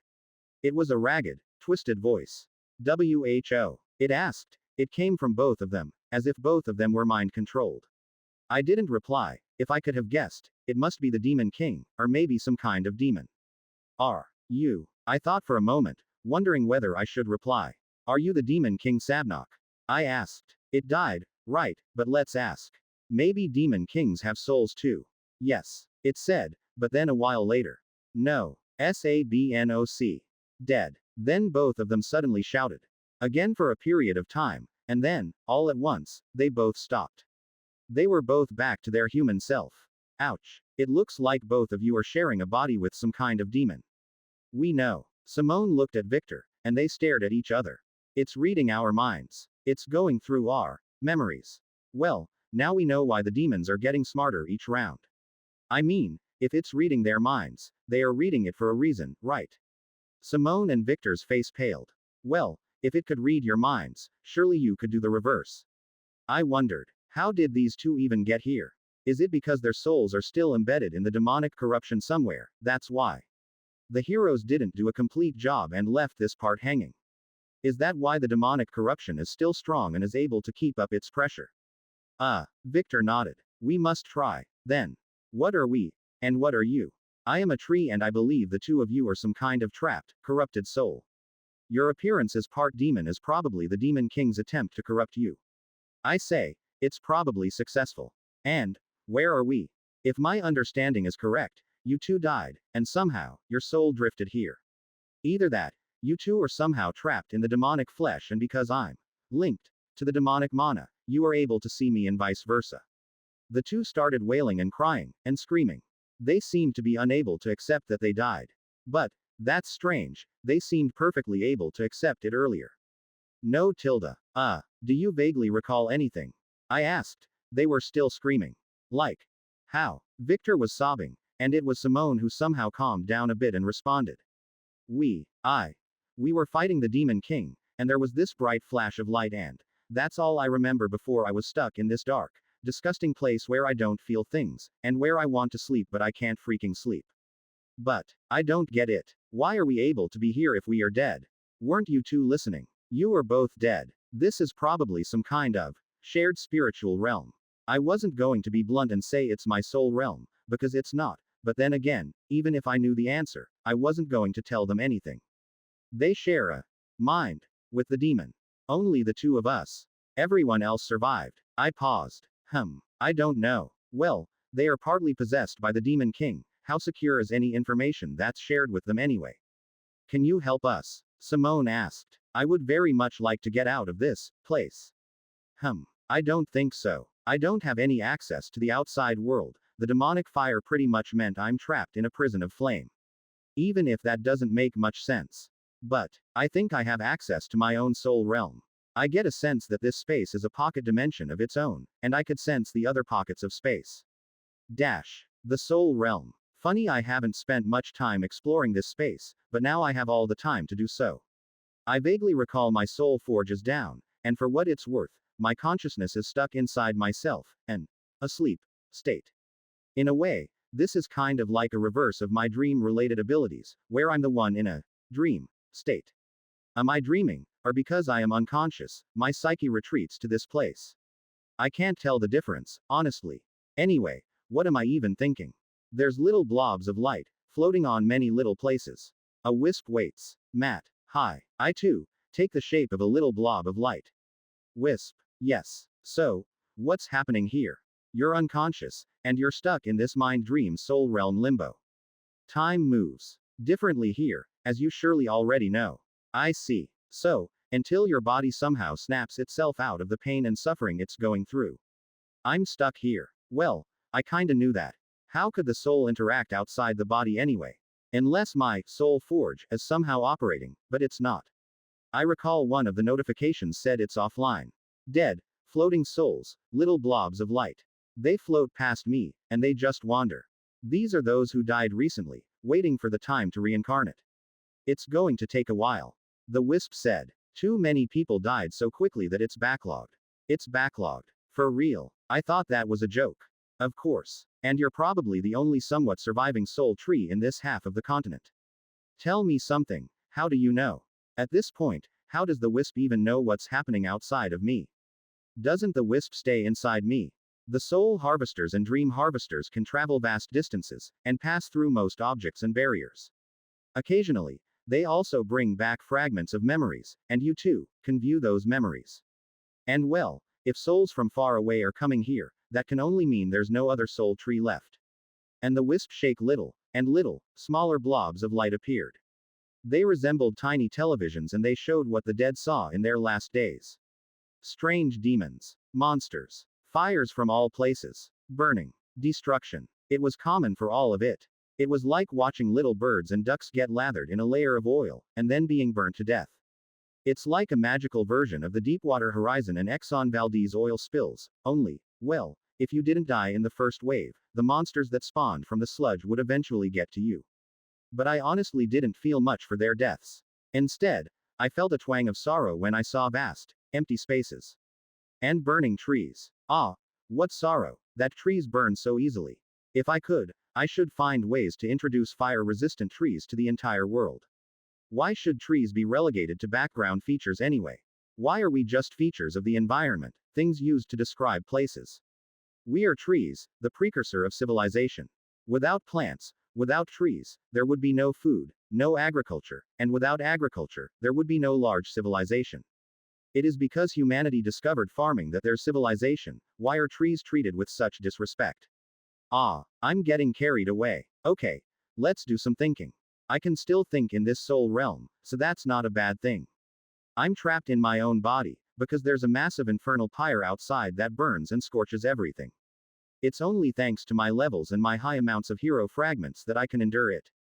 That means, if I have higher levels, or more hero fragments, I will eventually escape this demonic prison, or at least, pierce a hole through it. And this demonic flame should decay over time, like it did with my first experience. What else can I do? Are there any skills I can use on myself in this subconscious state? My body is obviously on autopilot, and like before, actively managing the demonic mana such that I can survive it. Can I do it myself? Can I force myself to wake, instead of being stuck in this soul realm? Year 88. The answer was mixed. I could somewhat remain awake, like a dreaming man forcing himself awake, but the pain was so overwhelming that I ended up losing consciousness just as quickly. It's only during ebbs of the demonic energy that I could maintain some semblance of consciousness. If I force myself to be awake when the demonic energy is at its peak, I feel like I'm being operated on while lucid. It's insanely painful, so much so that autopilot quickly kicks in and knocks me back into the soul realm. But I kept trying. I don't believe that I need to rely on autopilot to manage the pain. So I drift back and forth, either experiencing intense pain, or in my soul realm. If this system works the way I think it does, only through constantly enduring and managing this pain, I will gain a skill. And when I gain a skill, I'll be able to break through this demonic fire. You guys are still here. It's been a year since I last went back to this space. I had thought the demons would have eaten the entirety of their soul already. Simone and Victor didn't look pleased. Well, what brings you back? Their bodies look about the same, but I noticed a small part of their hands exhibiting more demonic features. Honestly, I was just checking whether anything changed. What do you think? How much time has passed? They asked. A year. Oh, sure doesn't feel like it. It feels way longer with how much pain we're in. They don't look too good. The demonic corruption for other parts of their bodies looked to be growing. Then the demon took over again. Gruu. The two of them couldn't move, though, so I wasn't afraid. Yeah, grow. The demon made a scary sound, but I know very well this is a spiritual plane of some kind, so I'm not afraid of it. Come on, it's like watching a scary monster behind a secure panel. Scary, sure, but it can't hurt me. Not here. Conquer. Okay. Adapt. Sure. We learn. No shit, demon. And then it stopped, and back to Simone and Victor, again. They rubbed their heads. Oh man, it's been repeating the same thing so many times. Conquer. Adapt. Learn. Do you feel like you've been captured by some kind of alien monster species who's out to assimilate you? I mean, I wonder how it's like to be possessed. Is it like me, who's trapped in a pyre? If you happen to either be referred to the Borg or the Zerg, yes, it does feel like that. Victor shrugged, one of his demonic arms rubbing his chin. There's small demonic spots appearing on his face, which he can't do shit about. I see. But that's not helpful. How does it feel like? Like you lose control over your limbs every now and then. Like having a seizure. I don't really know how to describe it. Year 89. Another fucking year passed. It's been 4 years already since I've entered this low activity mode. 4 years. This is a whole lot longer than my previous time, but then again, this corruption is probably active and has a set command, as if it's like a computer virus that has some kind of execution hierarchy. Is it the mind that possessed the heroes that allows it so? This year, I've been partially able to maintain and resist the pain for longer. I stayed awake for close to 2 whole days, and on average, I've been able to force myself to regain consciousness about once every 2 months. I kept poking at the flames, and I gradually am able to comprehend what it feels like. Ever touched a switch when wet? Well, it feels like a super intense version of being electrocuted. Perhaps comparable to what someone who just got struck by lightning feels like. And it's constant. Well, not constant, but constant, wave-like, with peaks and lows. That's why I can be awake longer during the lows. I hope to be able to gain a skill to withstand the peaks. But it's been so long, and still without the skill, it's hard. Or maybe I'm just doing it wrong. Maybe there's a trick to this whole demonic corruption thing. I mean, I think it's a disease, but at the same time, it also behaves like a liquid. Or a sludge. How is my autopilot handling it? Maybe it's not doing it as well as it should. Autopilot is configured to absorb demonic mana and attempt to filter it. Failing which, it is then expelled via all bodily extremities. Bodily extremities therefore experience damage. So wait, it's trying to absorb the demonic mana, and then it's expelling it, via my barks, branches and leaves. Is that why all of it is burning? Is that the right thing to do? Autopilot is configured to protect the soul from damage. Okay. That's logical. It's like saving the heart and letting everything else burn. Or where a seed is encased with a disposable shell, or trees that have thick barks that insulate the core from the fires outside. I suppose that's what my body's been naturally doing since the very first fires. What else? Maybe I need to spin it, like some mangas have stories where the chi needs to be made to move in a certain manner such that it gains strength, so perhaps there are ways to spin the demonic mana in a way that causes it to weaken. Or maybe there's a way to cause it to move slower, such that my body doesn't burn. All things I need to explore, once I'm awake. Side story. Heroes and their new world. 6 months after the death of the Demon King, around year 85 month 7 or 8. The terrain was wrecked. Almost everywhere the Demon King's corruption touched turned into this twisted terrain, where firestorms were a regular affair, and the earth itself constantly shifted. Strange monsters also appeared, not quite like the usual demons, but not quite like monsters either. As if it's an odd mix of the two. The terrain's unstable energies also meant all communication spells were still jammed, despite the rest of the world no longer requiring the towers. It was an odd thing about this location, but not uncommon. There are other spots in the world where gravity and magic is inconsistent, volatile. The only difference was the size of the instability was, well, half a continent. Still, it was not a total loss. Some cities had ancient heroic defenses that never triggered until that very day, and it is those cities that survived. But it would be a reasonable thing to say that 90% of all living beings died within the Demon King's corruption, and of the surviving 10%, another 8% died within 6 months due to lack of food, monsters, and supplies. 2% left. Harris, Becky and Mireille stood at the edge of one such surviving city. The heroes didn't stay together after the Demon King had fallen. Gerard, relieved of the task to slay the Demon King, wanted to just find a few barrels of booze and drown himself in it. Maybe find a lady or two to accompany him as well. Astra, well, he seemed like he had other things to do, so he left for another continent. This part of the terrain used to be more demonic, but the three of them worked with some surviving druids and mages. They were able to channel and amplify a mix of the Earth's energy, and also their own star mana to push the corruption back. It would have been easier if they were druids themselves, but their skills were for war, not healing. Too bad none of us are druids. Maybe we could have fixed this easily. It's kinda like an infection, the body must fight it. All we're doing is augmenting it, making it stronger with our star mana. Kind of like an IV injection. Do you even know what an IV injection means? I don't know, but it's what all the medical shows like to talk about. Becky shrugged. All they knew about medicine was what they learned in their years of schooling, and then all the sitcoms and dramas they followed. But they could see for themselves that their star mana wasn't ideal either. There was always something that seemed to push back against the star mana. Maybe it was just the demon's energies, since the star mana was super effective, naturally the demonic resists something that is effective from them.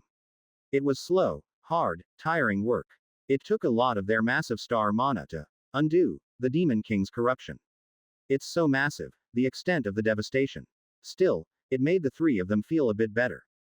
Unlike Astra and Gerard, they came to this continent, and most of what was destroyed, they've seen and visited them.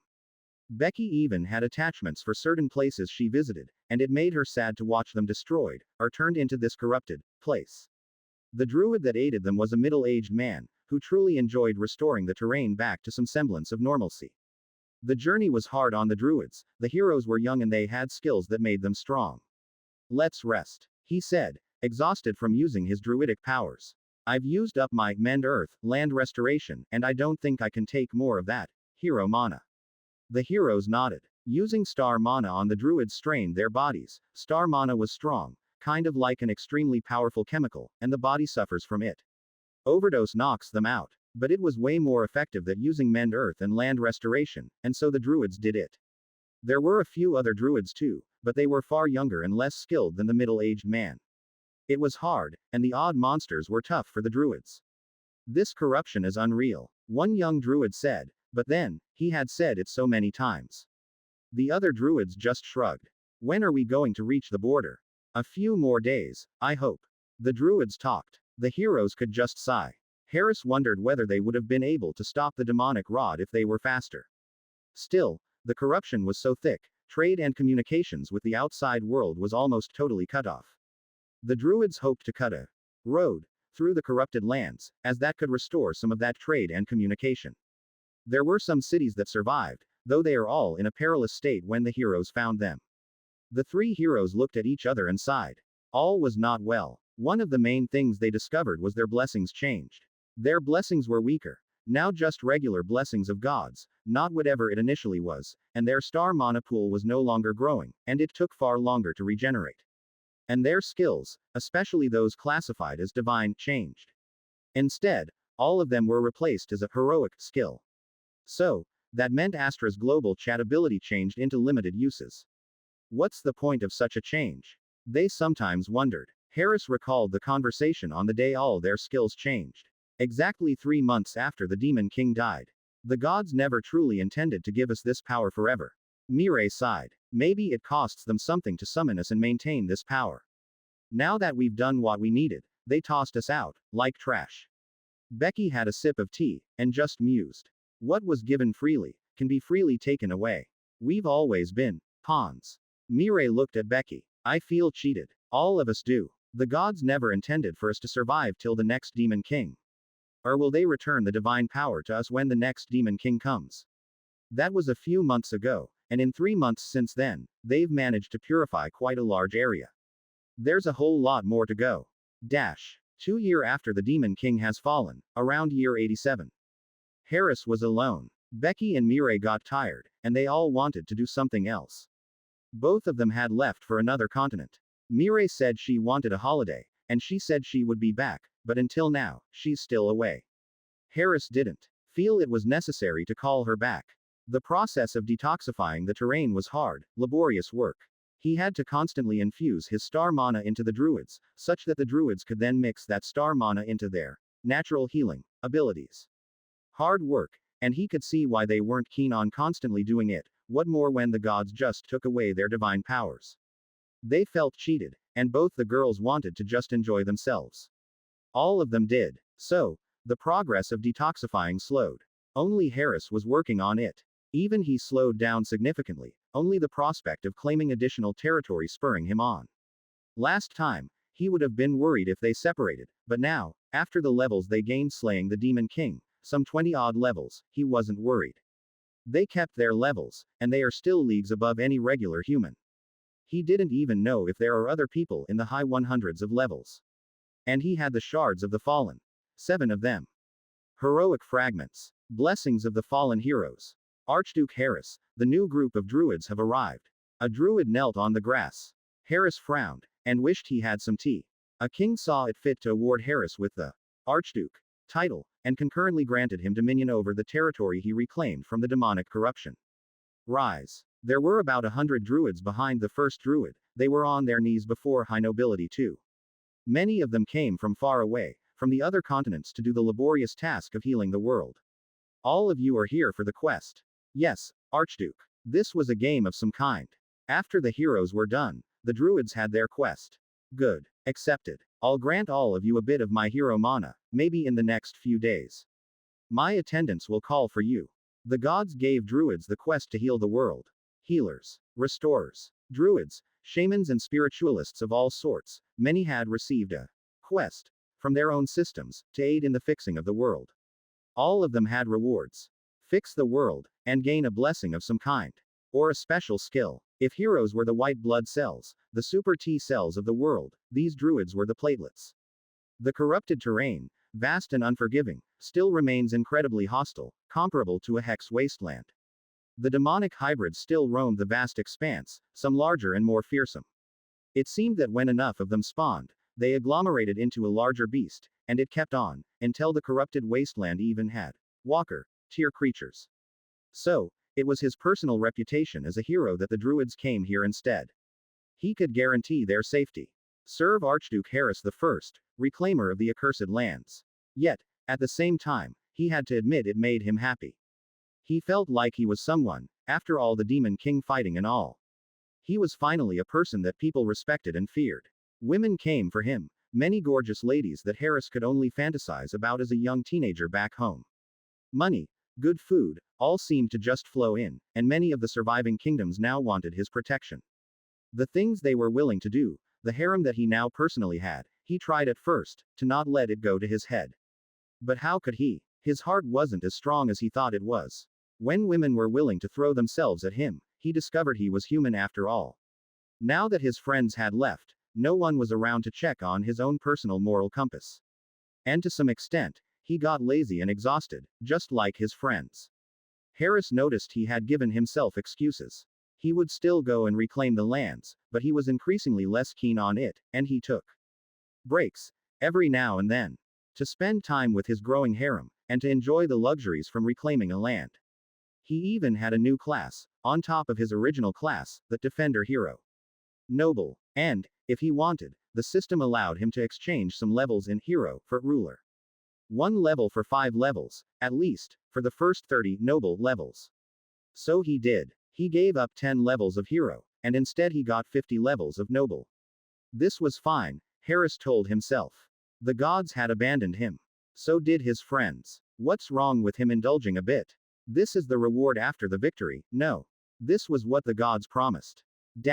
Gerard had always been drinking. Somehow, his heroic body meant he could enjoy the benefits of being drunk, without ever suffering from the medical and health issues that over-consuming alcohol usually brings. In fact, if he ever felt too tipsy, all he needed to do was activate Rejuvenate, and he would be as good as new again. But he enjoyed the state of being drunk. It gave him, if anything, a clarity similar to what he used to have before. When he was still just a normal person. Which is insane, because here is a debaucherous man whose favorite hangout is sleazy brothels where the scent of aphrodisiacs, alcohol and drugs is the only thing one can smell. In between rounds of drinking he would often laugh at how insane it was, that here, he, once a good student, a law-abiding young teenager who loved playing with toy trains even when he was already in his early teens, turned into this. He cursed the gods. It was when he had a damned good wine that was imported from far away that he realized this whole thing was fucked up. Or maybe he was granted a blessing by the gods of wine and alcohol, if there was such a thing as a Bacchus of Dionysus equivalent in the world. Today, he found that wine again. That special ginger mixed herbal liqueur. The merchant was grinning, and he tossed a small pouch of gold and gems over. The merchant gladly passed it to one of the 2 ladies next to him. Should I open it? A voluptuous lady next to him asked. She was half undressed anyway. She held the bottle up. She wondered what's so great about the herbal liqueur. Or should I order something more expensive? No. This is mine. Only mine. You 2 drink something else. He inspected it. It was a very old liqueur, made around 300 years ago, mixed with the leaves and fruits of an ancient grove. That grove was destroyed during one of the Demon King's battles 100 or so years ago, so the legend goes. He opened it gently, and poured himself a small sip. And when he drank it, he felt it again. Clarity. That annoying haze suddenly pushed aside. And he could hear the voice in the drink again. A gentle one. As if his grandmother was talking to him. He was quite sure it was the Earth Mother itself that was talking to him. Chapter 76. Rings on a Tree. Year 90. My attempts to manipulate demonic mana and energy have been mostly ineffective. I've been too used to just flooding any demonic creatures I met, without actually being focused and specific about it.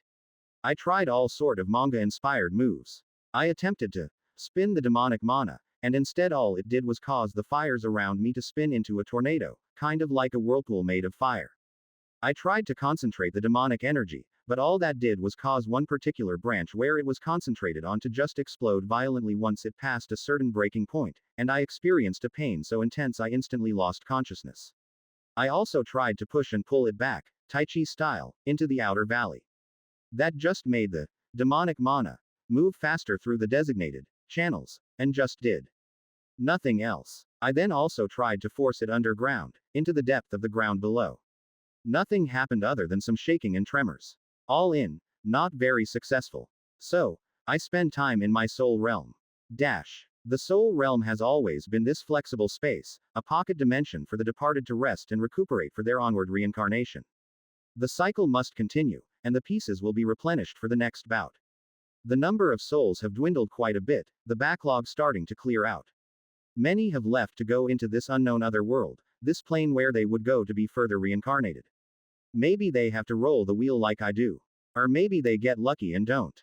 I think it's quite boring in the soul realm, and if I'm trying to fall asleep, it's quite easy. All I need to do is count all the little souls that pop up. Pop, pop. Kind of like counting sheep, but only wisp-like souls instead. I mean, if souls are still appearing, logically that meant there are people still dying, which also means there are survivors. Else everyone would have died instantly and no souls would pop up after that. Since I have nothing else to do, I theorized that the presence of survivors was due to a few reasons. One is that there are people who have skills to protect themselves and others in such situations. Perhaps the heroes, since it seemed like 5 of them survived. Or there may be crouching tigers and hidden dragons, hidden experts who have laid low but now, in such situations use their powers to protect themselves. 2 are the existence of ancient artifacts and formations. Similar to the heroes' magical protections, past heroes could have set up ancient formations, or made powerful artifacts that trigger under such serious events. Surely, there are some who are paranoid about demon kings and have made ancient preparations for such things, especially heroes who survived their first demon king. 3 is perhaps divine interference. Given that the heroes are summoned by gods, and these gods do have some leeway in interfering with the world, maybe they would step in, for such exceptional circumstances. 4 is luck and terrain. Perhaps the terrain's curvature, or the presence of other natural energy sources that repels the demon king's corruption. What else? High-leveled individuals, ancient magical formations, divine intervention, luck and terrain, or perhaps, most unlikely, is demonic selection. Some kinds of people have skills that allow them to resist demons. Unlikely. Anyway, I went back to looking at the little bobbing, floating souls. I poked some of them. I'm bored. They flicker a bit, like little fairy lights being disturbed. Or like little fireflies. I should have fireflies on my actual tree. They would look pretty cool. I remember this photo of a swamp where there's a bunch of fireflies. It's both beautiful and creepy. I think that's a look I should aspire to. I could even use fireflies to talk, you know, kinda like a massive LED board if I could control the fireflies and control which firefly lights up. Of course, that also depends on them understanding the language. But yeah, fireflies as a board of LEDs is entirely workable. I should do that once I wake up. I want fireflies now. I should find some in a swamp or a bog somewhere. Once I get out of this rotten demonic bog thing. Seriously. Year 91. The fires are still pretty bad.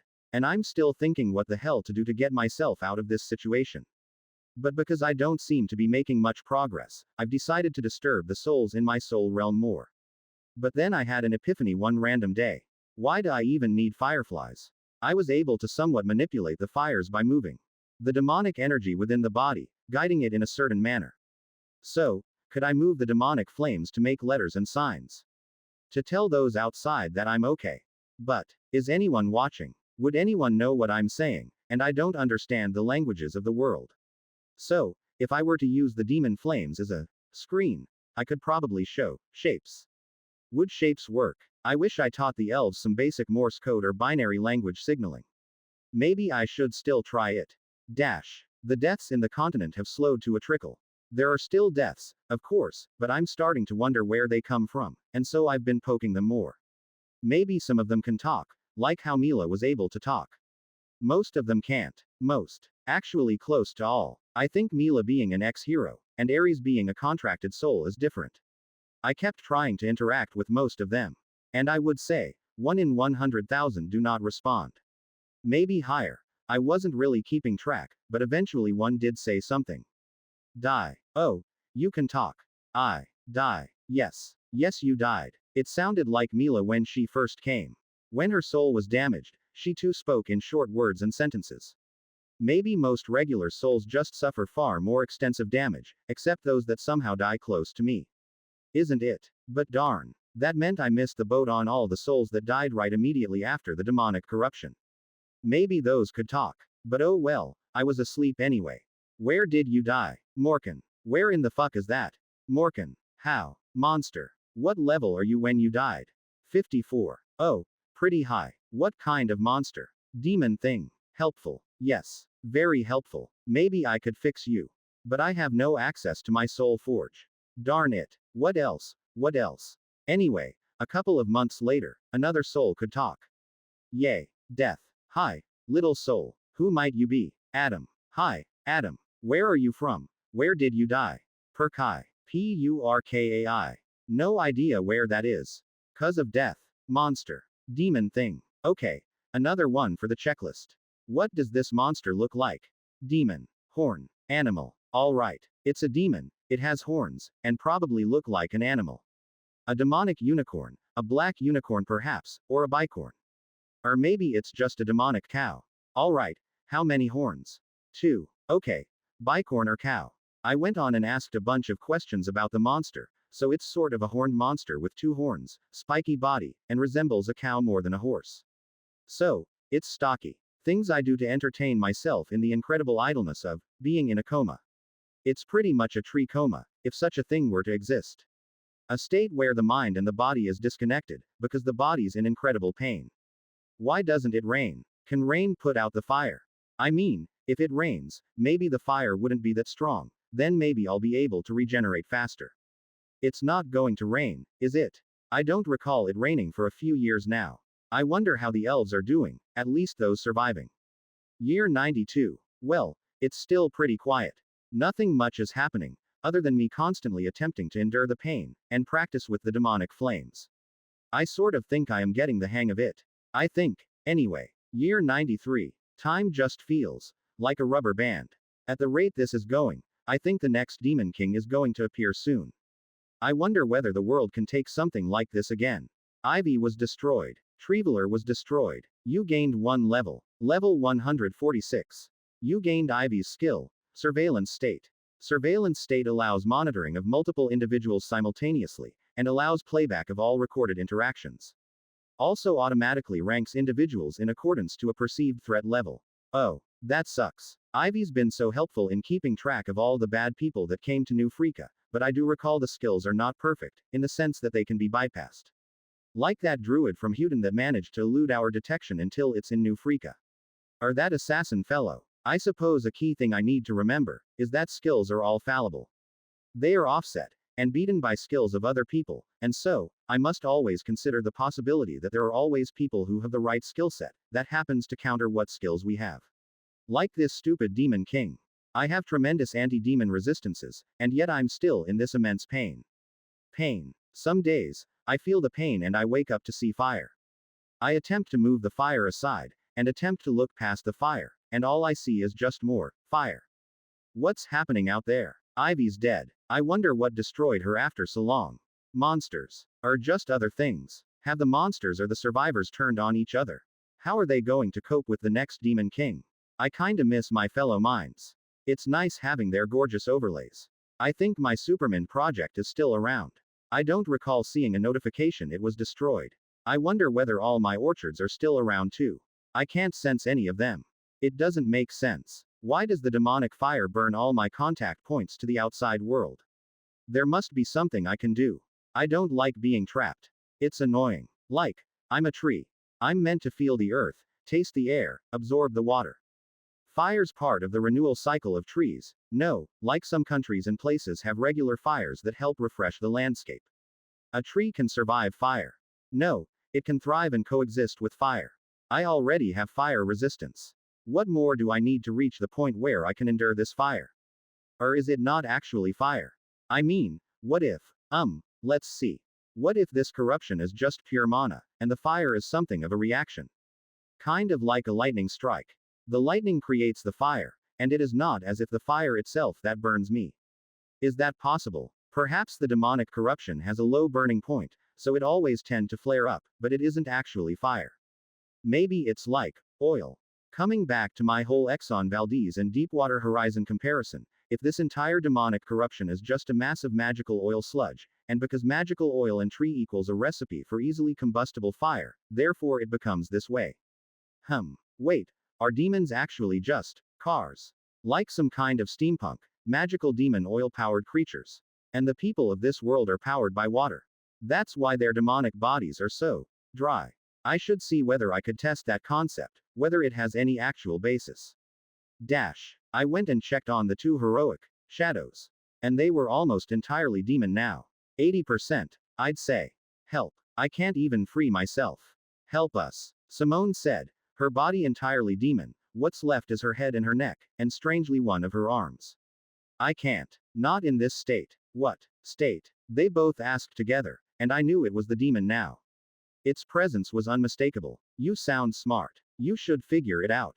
The two flailed like madmen, but they couldn't reach me like two angry people on an internet video call. There's no saving them. Not in this state. And maybe, not me. Year 94. Nothing much happened. But the Demon King should emerge soon. Year 95. The Demon King Iblis has descended. About 3 months later, I felt it. An incredibly intense surge of mana and energy from a hex bomb, but way stronger. I wonder how many people were sacrificed this time. 100,000. 1 million. And then, the Demon King Iblis has been destroyed. The hero Astra has been excommunicated. Astra is now a fallen hero. Killing of a fallen hero grants special blessings and gifts. Killing Astra will not create a hero fragment. What the fuck is happening out there? Chapter 77. Therapeutics. Year 96. Another year passed, and finally, I got something. Damn it. I've been fighting the pain for so long. Skill. Pain endurance upgraded. And that was when I realized I could stay awake a little bit longer. But the fires still remain. My body can endure the pain, but it still remains that my senses are still gone. Fire. I thought to myself, if this is oil, maybe I could be like a refinery. Have a designated flare-off location, instead of it burning my entire body. So I tried that. I tried to push all the demonic energy to the very top of my tree. In a way, such that it only burns the top off. I have no senses, but my body is still mine, and so my branches now burn a lot more. Along my trunk, there's still a few large lines of demonic flames, the tunnels, used to carry the demonic corruption sucked in from the surroundings, and that tunnel is charred. I kept it up, and gradually, over a period of 6 months, I've gradually concentrated the demonic corruption such that the fires are just on the very top of my head. I imagine myself to look a little like Hades from Hercules, with fiery hair. Only, well, I'm a tree, he's a god. The two heroes were still somehow holding on. Their face was half human, half demon. I somehow expected both of them to give in already. I would have, I think. Or maybe not. I did last in this world until now. Maybe I'd also stay around. How are you guys doing? Could be better. Simone responded. We're getting the hang of it. Maybe we can fight back soon. Really? Well, that's unexpected, but I suppose heroes are special. Lies. They both said simultaneously. And then they were back to their human self again. Why are you doing this, actually? I've never had a conversation with a demon before. Tell me more about yourself. I mean, it's true. No one ever had a conversation with a demon to find out what their motives are, what they are trying to achieve, or whether it's something more fundamental. I think it's just an animal. Victor was the one who responded. We just feel strong emotions.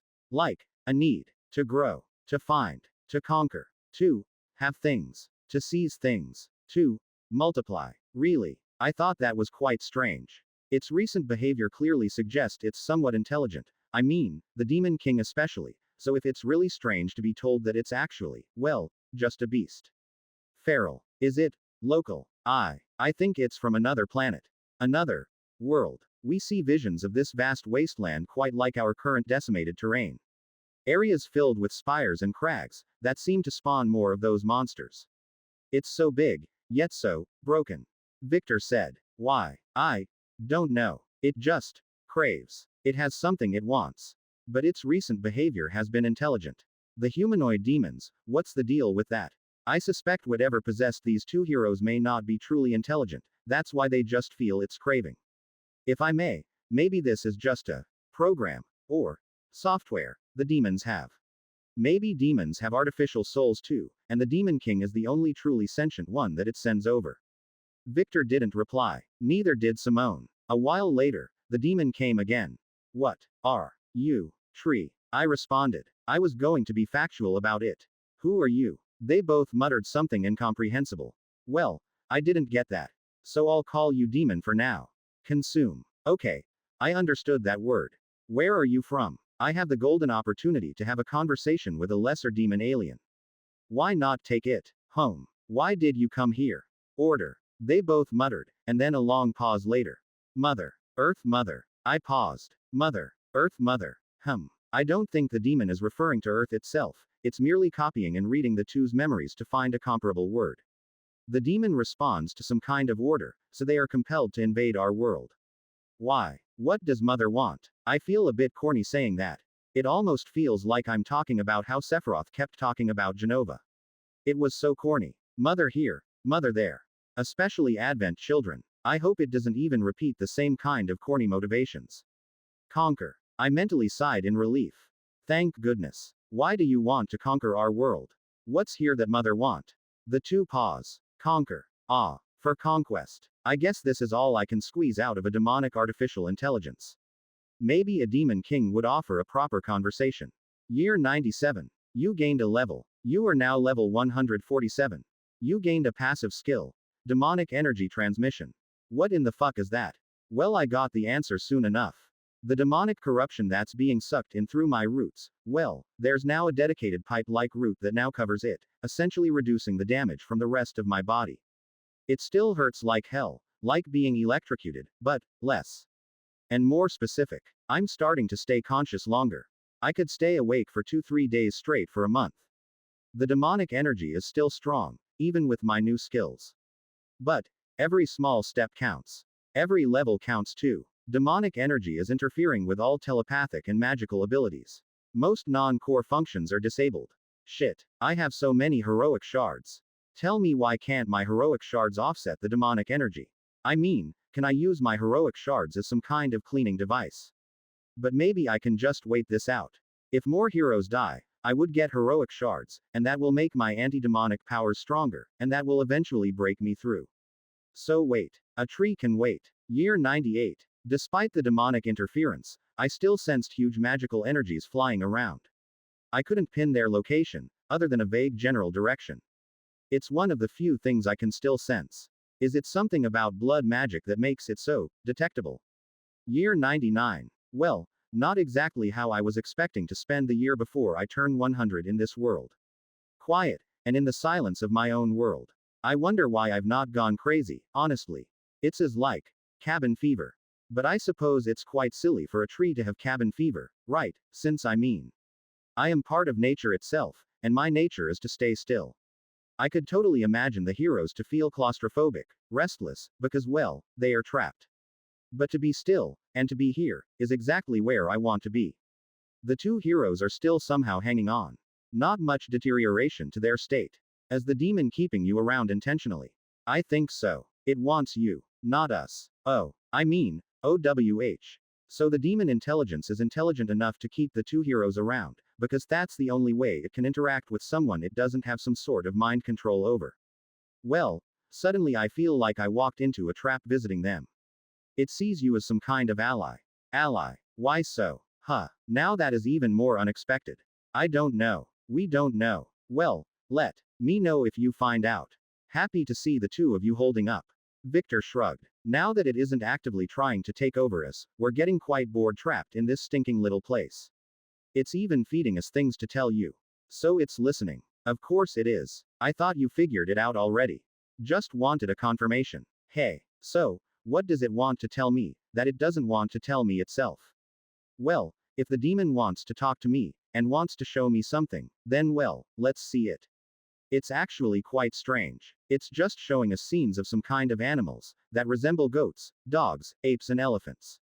So many different kinds of animals. Well, they should have your memories of animals. I mean, the demon read their minds, surely the topic of animals must have been covered somewhere. This world has cows, dogs, goats. I'm not sure if some of my terms will make sense, but it's a time-lapse-like thing, if you understand me. The demons letting us see scenes of creatures changing over time, slowly, and then some kind of red lightning struck, and then the earth around it cracked, changed, and then those creatures warped into the demons. It's like watching evolution happen, and then something disastrous happened and they turned into this demon. And then the demons were sent into this portal, here.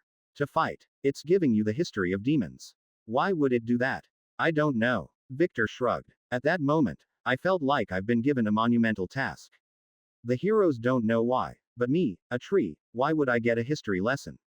There must be something about that history, isn't it? That red lightning reeks of divine intervention. Between Lily's history and the demons, I think I sort of have enough to piece together what's actually happening. The gods are behind everything. Maybe there's two factions of gods, or they are just the same faction toying with us, or something, but the gods are behind this. What do they want? No, what do the demons want? Are they pawns of the gods as well? Sacrificial lambs forced to play the role of an NPC in this world. Even if that is true, what can I do about it? Year 100. Ah, I finally made it to 100 years. Title. Centurion obtained. Oh okay. I made it to a century old. The title does mostly nothing anyway. Quite a letdown. Maybe I should throw a party of some kind, to celebrate that I've survived 100 years in this new world. Seriously. But then I would reveal my otherworldly origins, and attract all sorts of people. And I'm trapped. If there was a time for a sad smiley, this would be it. I guess I should reflect a bit on my first 100 years, even if I'm in such a terrible state. The first 60 or so years was just me, well, doing nothing. I couldn't do much. Then I moved to that Gaia Temple's compound, and after that the move to Frika, that little elf village, where I am till this very day. Come to think of it, it's probably the second time Frika was destroyed since I came. The people of this world are quite hardy, able to rebuild after so many disasters. The next town should probably be called Neo Frika. I mean, once I'm out of this quagmire, I should propose the next town to be called Neo Frika, but then that would also probably reveal my otherworldly origins. Ah, naming matters for later. The people of the world are hardy. So many species still survive despite constant world-ending level disasters. I suppose they must have patrons that watch over them in difficult times. Gods. But difficult times also create high-level characters. I believe that to be a law. So, where are all these high-level characters hiding? Is there some elevated world where all these high-level people ascend? 2. Like some cultivation fix with different tiered worlds. Year 101. If I had dogs every year, this year I would have Dalmatians. Maybe 101 decorated hellhounds. Woodhounds. I'm pretty sure it died. There's no way it survived this. I would have all 101 of them, all with flowers. 101 years. I mean, if there's a time for a tutorial, well, 101 is a good time to start. Like come on. Basics of isekaiing to another magical world as a tree 101. Probably given by a lecturer or some sort, explaining things that are too freaking boring to understand but ultimately useful someday later on. But nope. Nothing. Like come on. Give me a hand here, system. I wanna get out. Like, give me some regeneration skills. Or some skill that bypasses the pain. No. Dash. Bored out of my mind, and I went into that part of my soul realm that's linked to the two trapped part demon heroes again. I'm back. I'm bored out of my mind. How are you two holding up? The two look the same as last time. We're part demons, all things considered, we're doing alright. So, now that it knows you are from another world, with your otherworldly heroic origins, what are the demons going to do with it? I asked. Nothing much. It's still processing, and I think it's having difficulty transmitting the information back to its homeworld. So in a way, the information is stuck with us, or whatever that's possessing us. It's not a hive mind. I had the impression the demons are a hive mind of some kind. It's complicated from what we've seen. It's like a tier-ed intellectual system. All levels are capable of intellectual thought, but less so at the lesser levels. And despite that, there is an overarching command that it obeys without objection. And it's telling all of this because, look, Mr. Weird Person who looks like a tree. I don't know anymore. It doesn't want to tell us and yet it's still showing us all these, about them. It's random, and it's making us confused. The look of confusion on the faces of the heroes seems to suggest it's true. The demons don't seem able to manipulate emotions just yet. Look, I wish it could just show it to you directly instead of using the both of us as connectors. We don't understand why it's telling us about itself, and we honestly don't really care. We're just ordinary kids on a bus that somehow got into the wrong place, at the wrong time, and now we're going through this fucked up nightmare of fighting demons, watching the world burn, and now being consumed by a demonic mind of some kind. Okay. They're snapping. Not only that, we're only here because this damn demon wants us to somehow relay messages to you, and so it's keeping us barely alive in this pathetic, miserable state. And then, you, of all people, only drop by once every few years. So we just spent days, the two of us, just in this miserable state, being bombarded with demonic imagery and scenes. True. So, I'm sorry if I can't freaking answer your questions, because I don't fucking remember what it showed me for the past few years, other than what it repeats all the damn time. Have you ever been watched television, the same damn series, perhaps few hundred times? No, make that a few thousand times. Well, we both have, and it sucks. It fucking sucks. Even if it's awesome on the first watch, by the 1000th time, it all sucks. I am sick of it, and if there was dialogue I'd be able to repeat the words, word by word. I'm confused. He said he didn't remember, but he also said he was watching something so many times. Fuck you, tree creature. But I'll tell you everything just to get this damn demon to show me something else for a fucking change. The Victor guy went for an hour about demonic society. There's a kind of hierarchy, and there is this mother at the top. The mother makes a decision, and they follow. They're sent into this portal, and then they are here. And he talked about their world. Dry. Filled with smoke and fog. Spires. Crags. Creatures that emerge out of weird spawning pools. All kinds of spawning pools. And stars. Scenes of multiple massive spires shooting some kind of beam, and created the rift. Well, demon origin story. Now, what should I do about it? Leak out some kind of speculative story of its origins. What if I end up empowering the demonic cults? Would that make things worse? What if this is what the demon's trying to do?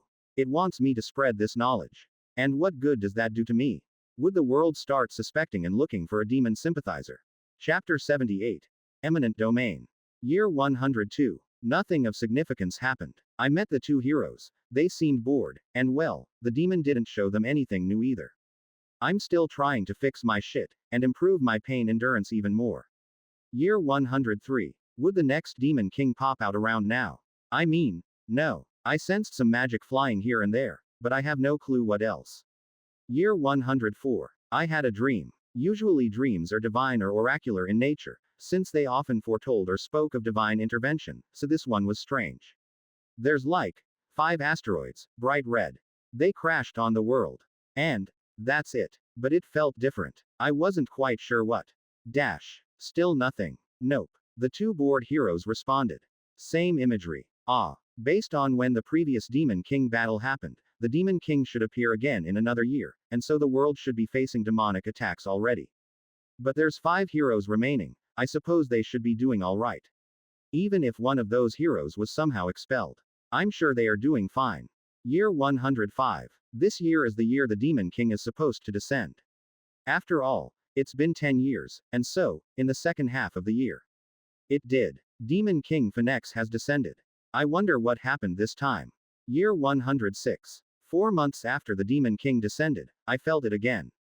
A huge surge of magic, so overwhelming that it's disgusting. Even when my limbs are torched and burnt, I could feel it. It even resonates with my very soul. I'm sure it's blood magic. There's something really sickening about this magic that makes me feel like puking, if I could. A tree can't puke, sadly. I felt whatever it was headed towards its intended target. Like how you could feel the sun even with your eyes closed, I could feel it move, the change in its angle. But the Demon King lived. The excommunicated hero, Astra, has died. That was not expected. Indeed, not expected at all. About 1 to 2 days later, the demonic corruption around me started behaving erratically. As if supercharged, I felt the demonic corruption surge through my body, my roots. I felt it push strongly against the root walls of my valley. I felt cracks in my root walls. More cracks. Here. There. The demonic sludge that stabilized over the past 20 years suddenly started moving, flowing, and it pushed against my root walls. More cracks. I feel like I'm trying to use sandbags to hold back a tsunami, and there are pockets where the levee broke. The demonic corruption rushed in, together with the sludge. And then, all at once, it stopped. The sludge stopped.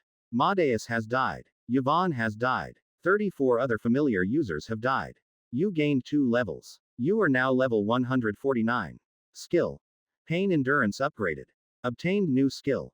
Root Fortress. Obtained Yvonne's soul. Obtained 7 experience seeds. And on top of that, I received a long string of notifications about class seeds and skill seeds. From the many that died, there's wizard, swordmage, brawler, druid, knight, and a whole list of many other classes. I felt sad. What happened out there? Monsters. A voice. I recognize that voice. Yvonne. I turned to face a glowing blob. It is in fact, Yvonne. Hi, I said. I mean, I kind of miss talking to someone that's not a demon. Happy to see you, Eon. We really could have used your help. I'm not sure if you can see, but I'm stuck in this state holding back the demonic energy. That's what we thought too. You look like a tree. This is the soul realm that Jura told me about. He said that you have this space where the dead linger. I am a tree, why wouldn't I look like a tree? Mistress Yvonne. Ares' soul detected her previous mistress's soul. Oh no. You died. Well, it was inevitable. Things were looking really bleak for us. We have barely enough food and water, and every time we lose someone with familiars, a bit of our food supply goes along with it. I'm very curious what's been happening outside. Stop. You two can catch up later. Tell me about what happened outside. Well, we're in this valley where your roots are holding up the hardened sludge. But, every now and then cracks in the sludge appeared, and those cracks would spit out demonic hybrid monsters. They attacked us almost every other day. Yvonne paused a bit. And well, what happened was, a huge crack happened, and sludge flowed in. On top of that, larger monsters came in and attacked us, so well. I died killing a few. Many of us did. Any idea what happened to the outside world? We have no contact. The demonic sludge causes magic to decay, so all our attempts to communicate with the outside world has been unsuccessful. Our attempts to use other means of communication, like climbing up that hole on top of you, have been unsuccessful as well. So, I have no idea. Darn. I sighed. Well, the Demon King appeared again. And it somehow amplified the effects of the corruption temporarily. Fuck. Yvonne cursed. That explains it. How many of you are left? I'm blind at the moment. The demonic corruption robbed me of all my senses. About 3,000. Maybe less after today. Perhaps about 200 died today. That's not bad. We're at a higher level now. Many of us leveled tremendously over the past 20 years to survive this. But things are still bleak, with food in short supply, and our equipment limited. At least, none of us were dying to the demons for a while. Until today. I see. I mean, I felt kind of sad. What about the forest? The trees? Quite a bit of the giant trees are still there. Some of the weird trees are still there. We managed to locate a few surviving flower bushes and herbal spots, so that's our spices. We also found quite a bit of potato buried, so we're also eating that. What about water? A few of our druids are able to use their mana to create water. So, that's our water supply. I see. Let me think. I let Yvonne and Ares catch up a bit. They spoke about Roma, and generally about life in their new environment. It's been a long time since they last met, almost 20 years, and so they have much to talk about. But I have a new skill. Root Fortress. So, when I was awake again, I quickly activated Root Fortress, and felt, for a brief moment, all the roots strengthen. It's like a sonar pulse, and at that moment I knew exactly how many trees survived, as I felt the effects of my skill spread throughout the valley. And I stayed awake longer. I think it's my 2 new levels. Now, if only I could get more levels. I can see why you can't help us now. Yvonne's blob of light sighed. I briefly explained my situation of being trapped in this demon fire. You're not even awake most of the time.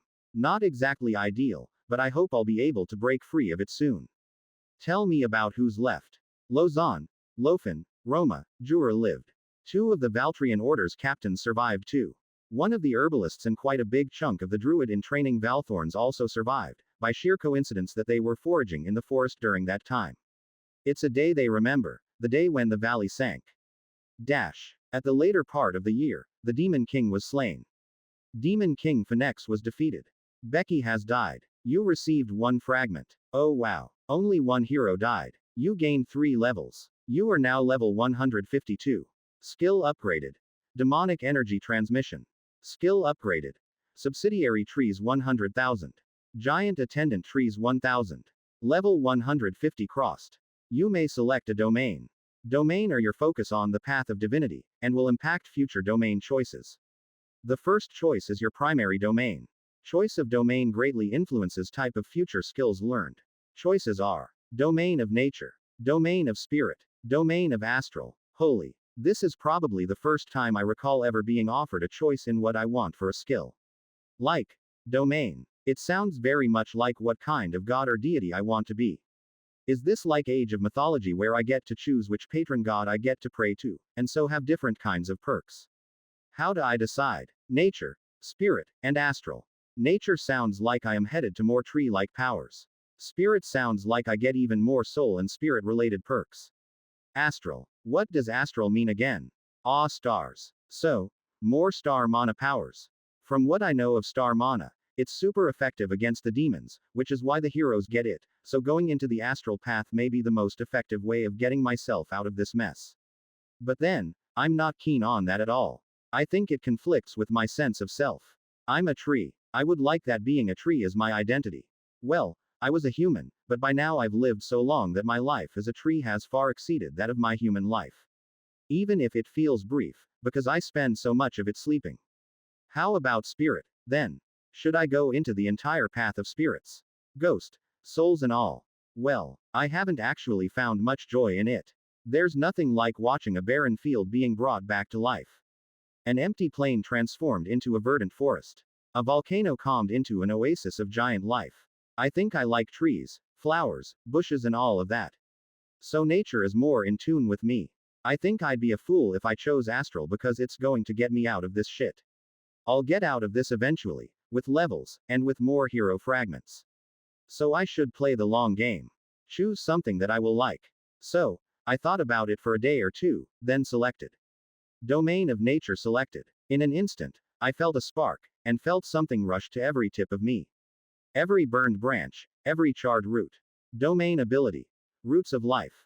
So long as you are rooted to the ground will nourish you, heal you and debuff negative statuses and effects. Strength of domain ability proportionate to amount of roots connected to the ground.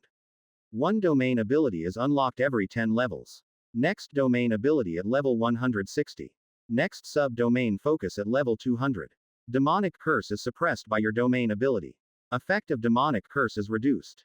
My roots started to heal, even as the demon fire burned. It healed faster than it could burn, and within minutes, the demonic corruption was confined into the dedicated tunnels used to expel the absorbed demonic energy. So, even though the top of my body, the very tip of the branches are now emitting demonic flames, the branches themselves are no longer burning. I've become an oil refinery that flares up.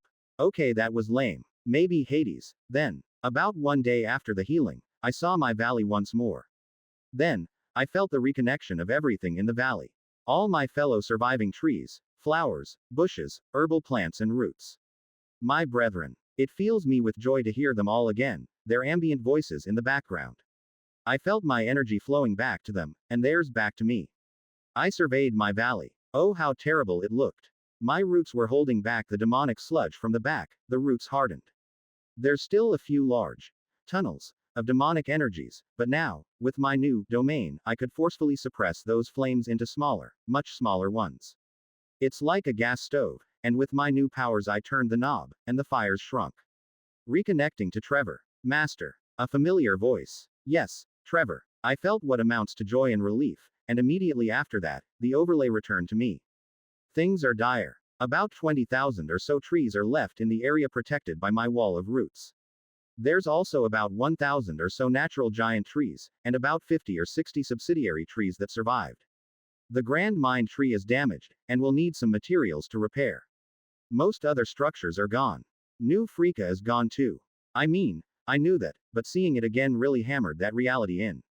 What was once New Freakas was replaced with blocks of demonic sludge, by now mostly hardened. But there are gaps in those sludge, and the demonic hybrids would emerge from them. Welcome back, Master. Trevor quickly found back his composure. You've been away for 21 years. I know. What happened? The valley has been attacked by demonic creatures. Without access to you, Master, we were unable to use your delegated abilities, and can only activate our own abilities. As such, Our attempts at defending the valley have met with mixed results. We attempted to aid the survivors where we can, but with our limited skill sets, we couldn't do much. And after 10 or so years, our functions and awareness began to decay. Until today. I see. That's when I finally zoomed back on the survivors. I hardly recognize them now, it has been so long, but then Trevor's overlay started to populate my vision with whatever data that he collected so far. And I saw Jura, Lofen and Lausanne. It's been so long. Glad to see the three of you alive. They were clearly observing the changes in the valley, and when my telepathic voice reached them, all of them froze. Jura immediately knelt on the floor. Lofen just stoned, and Lausanne made a fist pump. Oh yeah, I knew it was Tree. She said. I knew it. Lofen and Jura both seemed unable to say a word.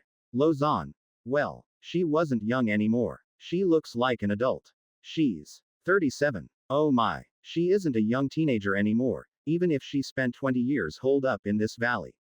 They all look really skinny, like they've not been eating well. In fact, they all look malnourished. At that moment, I suddenly remembered that Jura had some villager skills that were useful for such situations. Skills he didn't let me remove because it's nostalgia.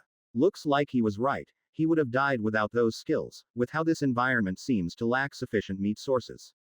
All they have been eating are fruits, vegetables, leaves. All of you look like shit. They didn't answer. Well, except Lausanne. Of course we do. We're not exactly having a feast here. Now get us out of this valley. Easier said than done, Lausanne. I attempted to look further, beyond the valley, and couldn't do so because all my subsidiary trees outside this cocoon were all destroyed. Maybe those further away survived, because I didn't get a notification for Dimitri, or those that guarded the volcano, or those near Lily's too, but that's for another day. I would need to reclaim the terrain from the demons in order to see further, but for now, let's get the house in order. I focused back on the valley. 3,000 or so survivors. Quite a bit of tree folks, some centaurs, some lizard people, some dwarves too, and the rest, elves.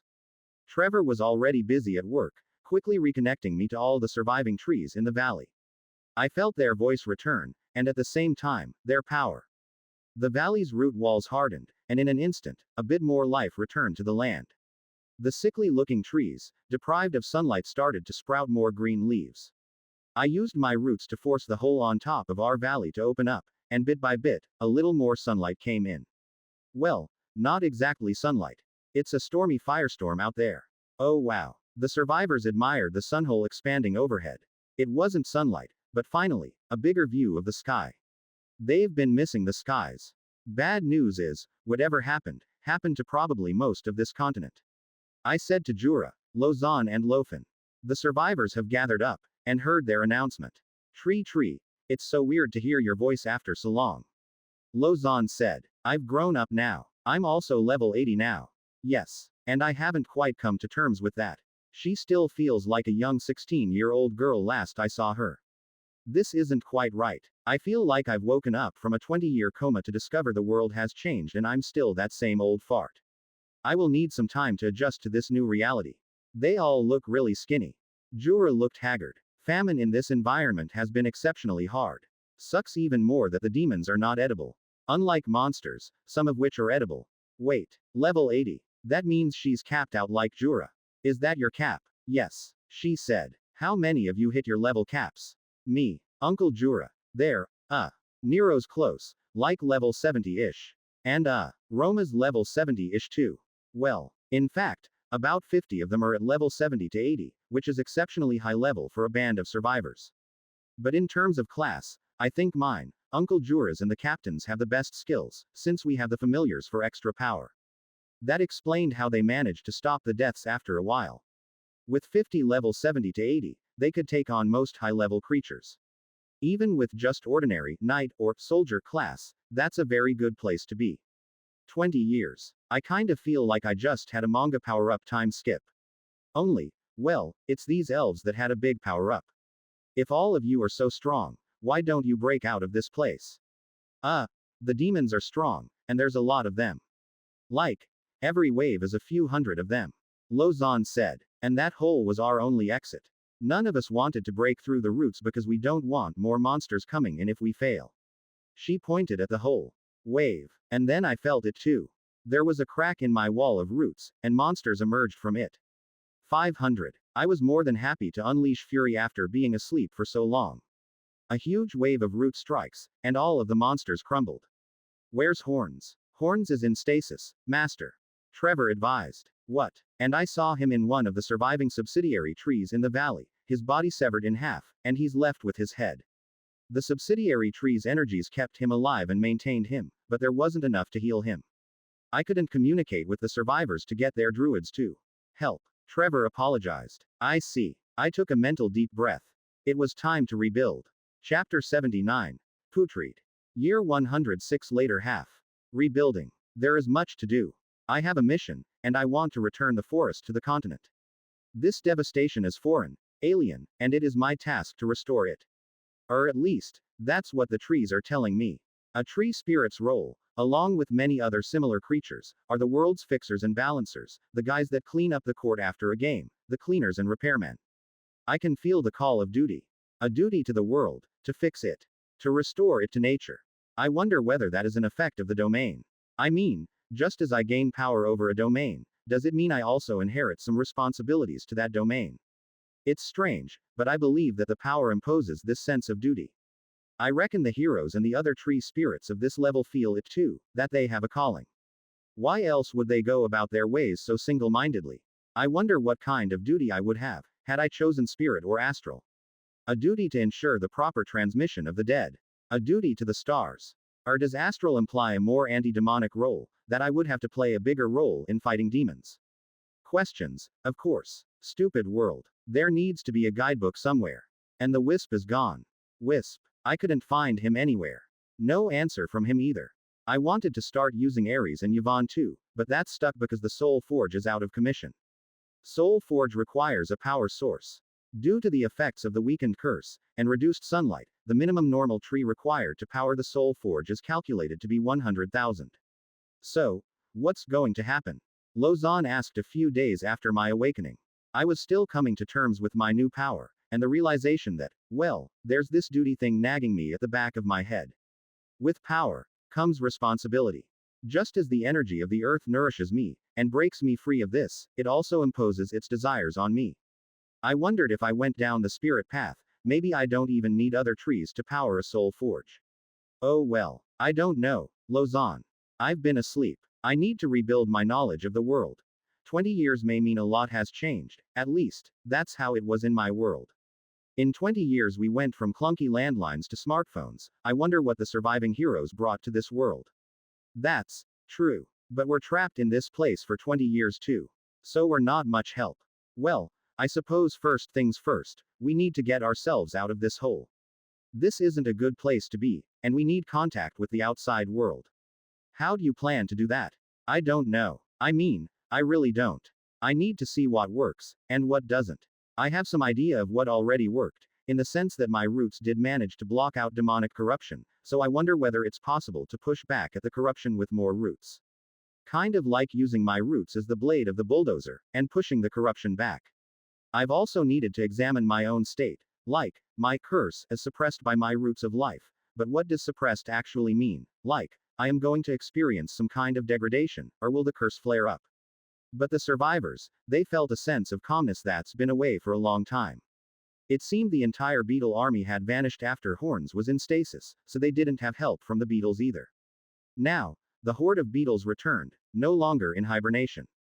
Horns still needed a lot of healing. It'll take a few months to rebuild his damaged body, but it wouldn't be a problem.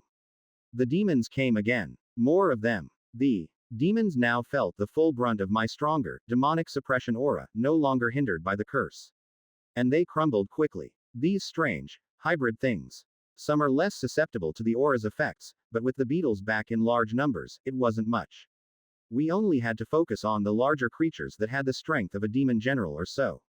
I could now house the survivors in secret hideout and the various subsidiary trees, external rooms, and tree lodges. A much welcome change from their basic homes, and also, I have beds. Beds that are stored in my secret hideout, and various other supplies previously stockpiled in there are now available again. Still, among the survivors, some of them resisted. We can take care of ourselves. We did so for 20 years. It's understandable. For me, These 20 years feel like a dream. It passed by so quickly. Maybe it feels just like 2, 3 weeks, a month of solitude and confinement for me. But for these guys, they lived 20 years out here, fighting the demons all the time. Life has been miserable for the past 20 years, but they've made it through without me. Why do they need me? Most were more than happy to return to the comfort of proper beds and a safe environment. Tell me all you know about the monsters you've been fighting over the past 20 years. What abilities do they have? What they are like, when they appear, any weaknesses? Those who frequently led the fights, Lozan, Jura, the captains and many others all gathered around, and all talked about what they experienced. Like the demonic creatures are like half demon, half monster, and so the larger monsters have two hearts, one demonic, one monster, and they have to take both of them down to kill it, else they would regenerate. These demons also retain the ability to agglomerate themselves and form a larger creature, something less powerful than a walker, but it's probably due to size limitations within the valley itself. They have mini projectile energy blasts, also similar to walkers, and the more humanoid forms tend to have crude weapons. They have no tactics, other than a strange ability to sense and track them. Stealth abilities are not effective. They have heads, but their heads are actually just decorations. Chopping their heads off does nothing, because the heart is the engine of the monster. The parts that resemble a head are nothing more than an arm. The eyes on the monster are also similarly useless, and blinding those eyes merely disables the beam abilities. In short, the parts that resemble a regular monster are there because the template requires those sorts of appendages and parts, but they are not critical to the monster's life. If it has one. Other than that, they've mostly taken life day by day. Living in the moment. Monsters. Unlike demons, their corpses linger around a bit longer, but entirely inedible because its innards are contaminated with demonic juices. Demonic bodies decay significantly faster than monsters, so it's quite difficult to harvest any of its body parts for materials or equipment. The monsters have large spikes, horns, and also tentacle-like features. Had it not decay and could be preserved, maybe they could be made into strong weapons. But like wood, these organic materials need treatment to last, or they decay quickly, and no one had enough time or survived demons to even research it. Well, except these guys. One of the surviving war leaders, out of sheer boredom trapped in a valley, soaked the small remains of a demon in olive oil. And noticed it didn't decay. Preserved demonic appendages in olive oil. Fascinating thing. I observed the specimens shown by that 70-year-old elf.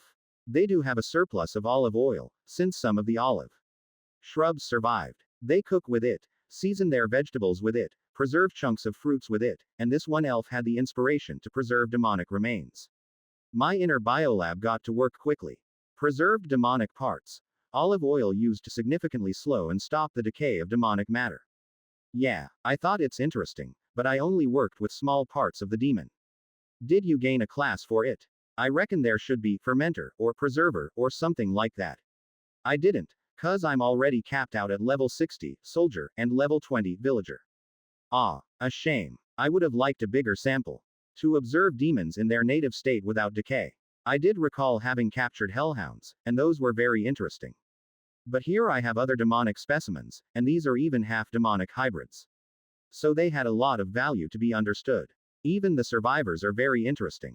It seemed 20 years of solitary confinement had also changed their physical appearances. Their ordinarily fair, pinkish skin have now turned almost gray. I wonder whether it's vitamin D deficiency. Perhaps elves, creatures of the forest, need more sunlight than others, so lacking sunlight their skin loses much of their color. The tree folk seem to suffer the effects of being trapped in the valley a little harder than the rest. The tree folks at first glance seem the same, but they remark their bodies feel weaker, more sickly, and the effects of little to no sunlight was especially pronounced on the quality of their inner structures. They were more prone to fall sick, and a few have died from sickness. Some of the centaurs suffered from muscular degradation. They were used to having large areas to roam, like horses, so confinement into a valley meant their lower body parts became weak. Those with certain unique skills like tip-top condition or peak performance were able to remain physically fit, but for the rest of them, they had to resort to all kinds of exercises to maintain their health. The dwarves, well, they seemed perfectly fine. Apparently, being in a valley trapped underground isn't something uncommon for dwarves, who remarked it sounded quite like being trapped in a mining accident. A few of them even had skills that made surviving in such an environment comfortable. Like I think one dwarf probably had some kind of ale-making ability that he's not sharing with others. But oh well. It's something to examine, for sure, but I want to get out. My duty calls to me.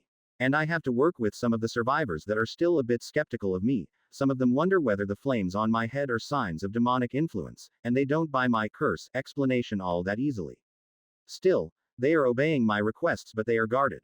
I could hear their conversations. They must have forgotten I could do so, since for them, the memories of 20 years ago are probably hazy.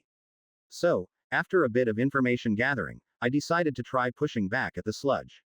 It's a strange thing, this sludge. It has all hardened now, and yet monsters can spawn in them. How? The sludge itself creates them. Anyway, I pushed. At one corner, furthest away from where the survivors made their home, I pushed. The corruption from outside is strong, but now that I am awake, I like to think I am stronger. At least, in this area. The pushing worked. I pushed back at hardened sludge, and it buckled. It bent. And I kept pushing. Each time I pushed, my roots moved in to form a protective barrier. The protective barrier didn't work on every time though. The roots sometimes would run into an aquifer or something, and it would squeeze out a bit of water, and those leaked through the gaps in the root. Water. The survivors were watching with great interest, from the safety of their tree houses. Well, it made sense that there are pockets of water in the ground. I mean, I am sure rain or precipitation or condensation continued even if the Demon King corrupted the land. I pushed, and my ability, root tunnels, triggered to form a wall. But they are unfortunately porous and water could leak through. Eon, please stop. One of the survivors said. The water is still coming in. The water is still leaking through the root walls. Why? Maybe I should push upwards instead. So, I started to push my roots upward and outward, in a way, like a stadium with movable roofs. It was already partly open from my earlier efforts, but I stopped midway as I realized more of the firestorm was getting into the valley. Maybe just one side, Eon. Lozon remarked. Would it be possible for a tunnel or path that leads up to the surface? Indeed. That's what I tried over the next few days. Strategically, a tunnel would be better. Far easier to defend if anything massive comes around, rather than an open path.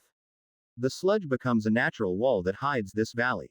I should keep that strategic advantage. So a tunnel. A second attempt. Hopefully I don't bump into pools of water trapped underground. I pushed upwards this time, again, from where the previous tunnel started. Unlucky. There was more water. The tunnel ran into a pool of water, and the water rushed down the tunnel like rainwater in a storm drain, and it spilled into that segment of the valley. Well, at least we're not there. Some of the elves, well, if the makeshift houses were there, they'd be in trouble. Eventually, the flow of water from whatever pool I bumped into slowed down significantly. There's small trickles of water that seeped through the tunnel walls, and those trickles turned into a small stream of water down the tunnel and into the valley. Unlike the first surge, it's just a small trickle, so, no big waves there. I pushed on. We're quite deep, and so I had to keep pushing. The angle couldn't be too steep or it's useless as a path. It took a few weeks of constantly pushing, dealing with the monsters that appeared from the sludge, and eventually the tunnel was done. A reinforced path to the surface. Year 107. The surface was hellish. More monsters roamed on this strange, apocalyptic land. Jura and the group that went out and explored it the first time remarked it resembled nothing. It's just as strange as a place that's been thoroughly corrupted by Hex. The surface was not empty. There were many different demonic monsters that roamed the terrain, some of which they've met in their 20 years of battle. And there were stationary monsters. That was what they assumed at first. Stationary monsters that looked every bit like a monster, and they didn't move. But they attacked things that approached them, or emitted poison.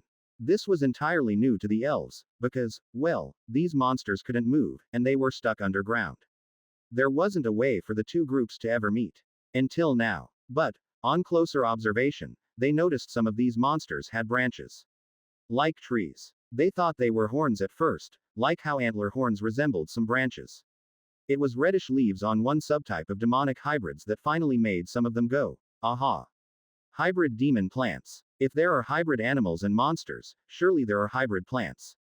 This fact was extremely interesting to me, and I had 1,000,001 questions. Like, why did they exist? Magic. Divine powers. If divine creation was the answer, why were they created as hybrids and not pure monsters or trees? Or did it mean the influence of the terrain was able to interfere with the process of divine creation? Or are these creatures products of the demonic corruption, that the demonic corruption borrows from the land and thus created these hybrids? Then, there's the question of whether they are trees, in the sense that, can I, with my powers as a tree spirit, hold any influence, communicate and control them? Are these tree-like demonic things, actually trees? I thought they might be part tree, just like how the demonic creatures that attacked the valley were part monster. And how did they exist? How are they powered? Do they produce seeds or fruits? Any chance those are edible, or poisonous thus can be weaponized? Do they have abilities or powers, like certain species of trees? Can they be made into items like how certain trees are harvested for timber? Is this their ideal environment? Do they respond well to different environments? What do they consume? Do they need sunlight? Do they need water? Is that why there's puddles and pools of water underground? Do they have roots? I don't recall encountering any, but is that because their roots are shallow? Master. Trevor's voice broke through my deep contemplation. A decision. The survivors have been waiting. I didn't realize it, but I spent a month just studying the few demonic samples brought back by the scouts. It was just that fascinating to me. Waiting for what? They are asking whether you can start creating trees on the surface. Why? Oh, they wanted somewhere to stay outside the valley. Somewhere. Safe. When did I agree to this? No, you didn't. I recall Master ignored them the first time when you were studying the demonic specimens. I did. I didn't even realize that they were talking to me. When did it happen? That's strange. Did I somehow ignore everything when I focused on the demonic tree samples? Yes. Trevor said quite matter-of-factly. The hybrid tree samples were too fascinating. Or did I somehow tune them out? I don't recall even having the conversation. Never mind. The terrain and the demonic corruption takes the form of a sludge. The demonic energy that passes through the sludge, kind of like a current of electricity traveling through a conductive liquid.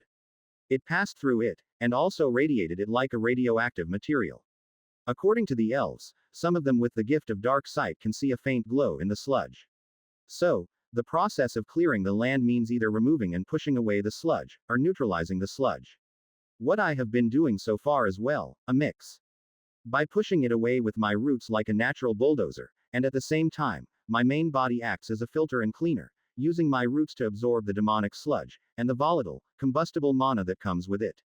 It's slow. Because I'm the bottleneck. Back to the oil pollution analogy, there's a limit of how much oil I can process per day, and against the constantly expanding oil, I feel like I'm in a game of Candy Crush fighting against a field of ever-expanding chocolate. Or like Alpha Centauri where the native vegetation is encroaching on my forests. Come to think of it, this is very much like Alpha Centauri. Alien creatures attacking what it perceives as enemies. The only difference is well, we're the natives, and they are the aliens. Are the demons colonists? I've gotten sidetracked again. Oil analogy. I have a processing rate, and the terrain itself imposes a minimum on me to process, else the root walls won't hold. Every time the strength of the root walls increase, I need to process less, because the walls can hold back more of the corrupting demon mana and sludge.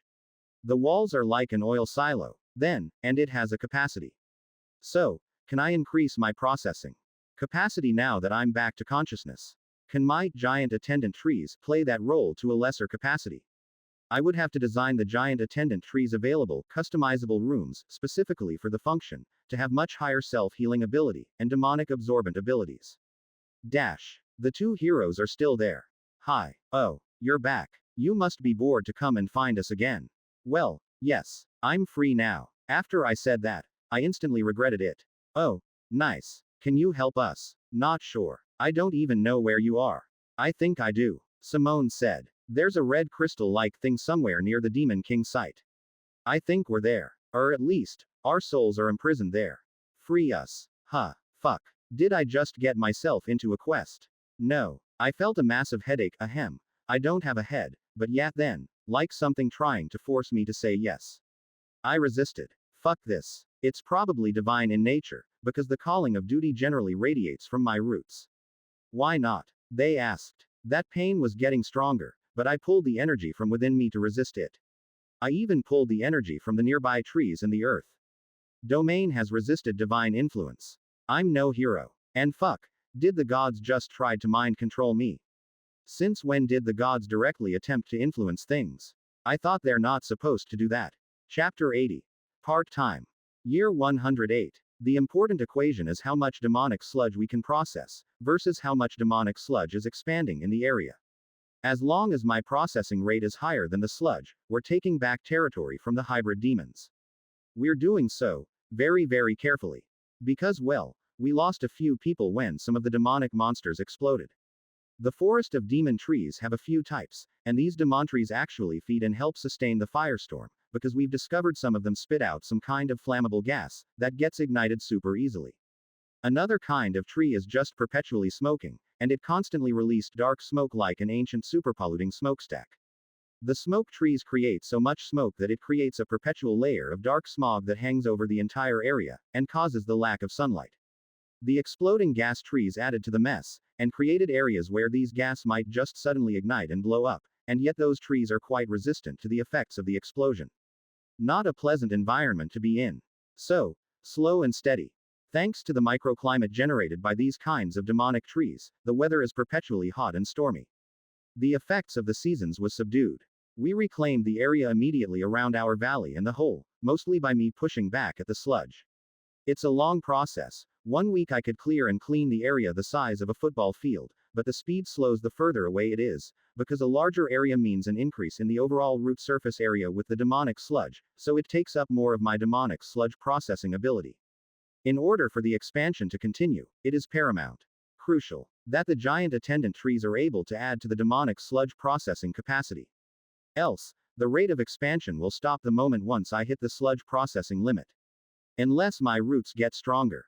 It's just the math of the matter. During this time, the survivors also brought back a lot more of the demon tree specimens back to me. It's a slow process, and my ability to assist is limited because the demonic sludge essentially blocked my roots from interfering. I have to reclaim the territory from the demons for my abilities to work in that area. It's quite difficult to bring the specimens back, of course. They are after all spawned of demonic matter and the survivors abhorred the idea initially. But I just convinced a few of them to play a part, and that's all I needed. The survivors are not all uniform, some are more cooperative than the others. I studied them like an obsessed scientist. I wanted to know everything about them, and I wished I had a soul forge to look at them in far greater detail. For now, I will have to make do with analyzing them with my biolab, and hope to understand these demonic plants. Firstly, like the demonic hound, its inner structure is dry.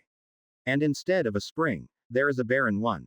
When I look at the structure of the plant specimens, it has odd flames throughout the entire space. Every now and then, there would be flares. How does it get the skill? Is that like some kind of basic racial or species ability, if it doesn't have a soul spring and the stones that signify the skills around it? Clearly, this exposed one flaw of my understanding of the soul system. Sure, if you gain levels, the skills you gained are around the soul spring.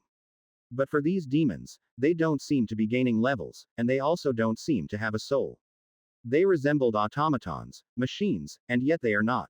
So, where are the skills? Or is it something elsewhere? Or if they are some extraterrestrials like the Earth heroes, then they must have a mind somewhere that helps them to do things. Or is it biological, in the sense that their abilities are not born out of skill, but out of their physical design?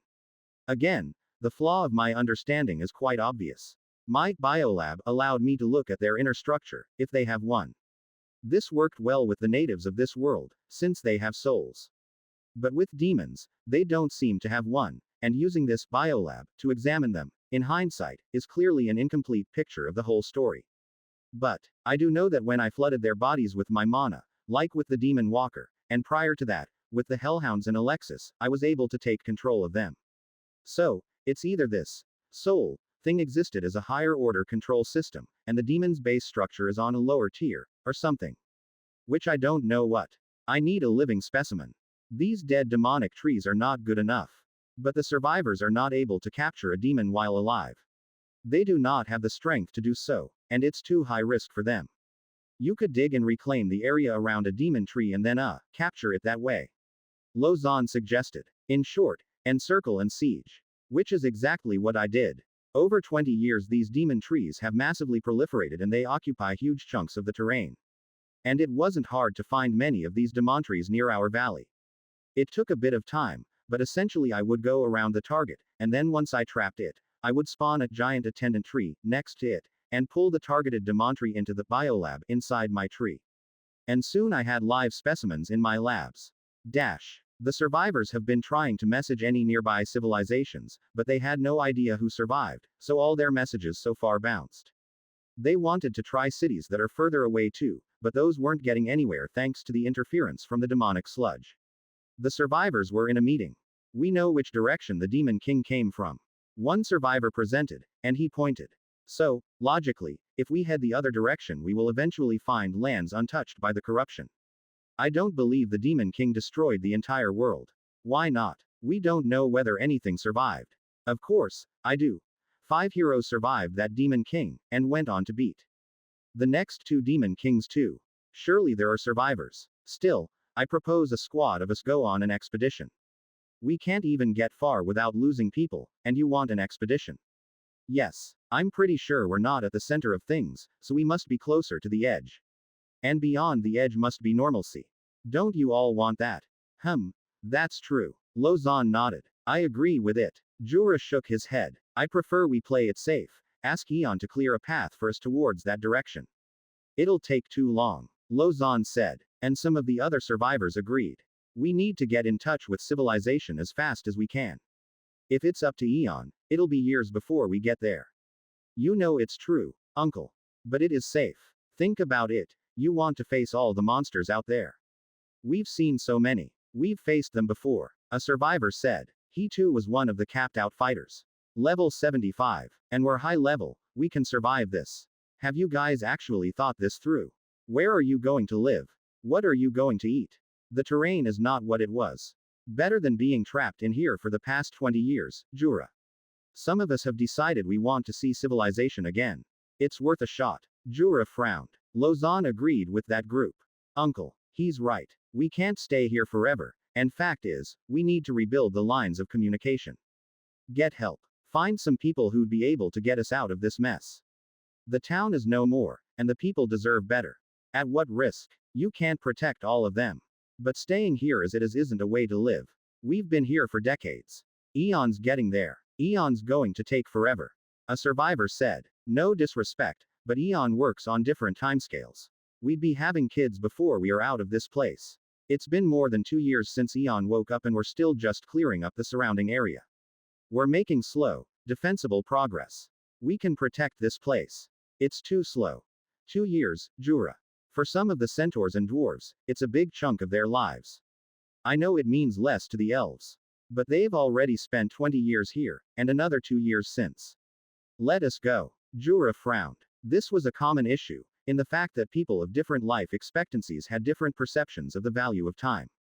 Like, 2 years for an elf that could live to 500 to 800 years is different from a centaur or dwarf that usually lived up to 150 to 200. Jura wasn't too happy, but the survivors were split. Those too afraid to take the risk and are willing to stay here, and those who believe it's worth a shot. To get back their normal lives by making a trek across the hostile terrain, with their warriors protecting them. So, Jura walked away. A small group is easier to protect. We have enough preserved food and our familiars can continue to produce fruits. One of the survivors said. Lozan nodded. She asked for some beetles to accompany them, but the demonic sludge's interference meant their operating range was limited. Go further and they'll just shut down. A day after they had that discussion, Lozan came and talked to me. Eon. Yes. I was still studying the demonic trees at that time. I'm going to leave the valley. I know. I was still processing the matter. I didn't know how to react. I mean, I just woke up. Okay. Just as relative, because to me, it felt like I just woke up, but the survivors have a point. It is 2 years for them. 2 wasted years, in a way. For 2 years, the world zoomed past them, and I can see why they want to rejoin society again. Are you mad, Eon? She asked. You used to call me TreeTree. I'm not sure what made me say that. I'm already 39, Eon. She looked a bit embarrassed. It's been a long time. For me, I felt awkward. In my mind, she's still a child. I felt like it was yesterday that I saw her as a teenager, and now, at 39, she's pretty much an elven adult. I can't accept that. No, I must accept that. People change. Everyone changes. It's foolish of me to expect anyone to stay the same for years, or what more decades. We're always here, Master. Trevor added. We have gained levels, but we are the same.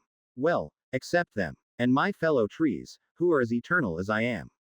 Well, this was something I've been hoping to do, and I've waited years for it. She said. Remember when I used to say I wanted to visit the other spirits? Ah, yes. It was just yesterday for me. Really? Well, I don't want it anymore. Huh, I had so many years to think about stuff. Lozan went. This was nostalgic. I recall my earlier days in Frika, when it was a small village, when the elves used to always sit down next to me and talk about their affairs. About how they felt, about life in general.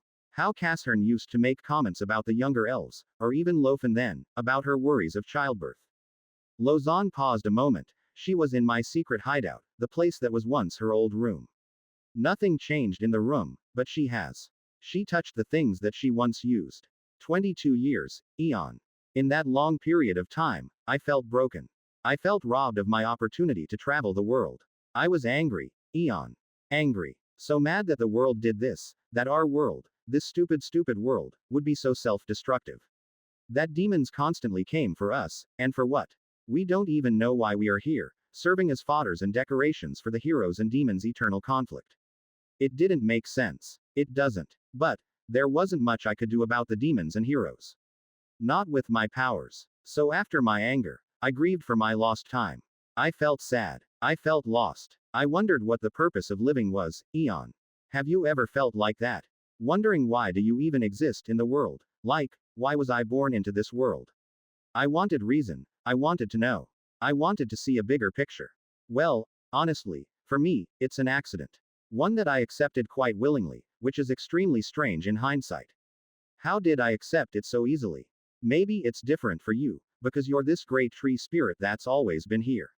But for me, I felt lost. I have this power. Your gift. But why? Why did the fates conspire for me to receive such gifts and power? And yet, it's insufficient in the face of such great evils. So, I wallowed in that misery for a few years, every day just fighting the damned demonic monsters that came for our lives. Okay. But I eventually moved past that grief, and into acceptance. I've accepted that I've lost 22 years being here in the valley. So I spent time just honing my skills. Even if our levels are capped out, it's still possible to upgrade our skills to be stronger versions. And then, now my goal is different. I just want to see the world, and appreciate what's out there. I mean, I've accepted that I'm not a hero. What? Okay. How is that related? Surviving this disaster, then hitting my level cap. I realized that I wasn't meant to be a hero, and that well, life's not that great. You know, before this whole thing, I used to think I was special.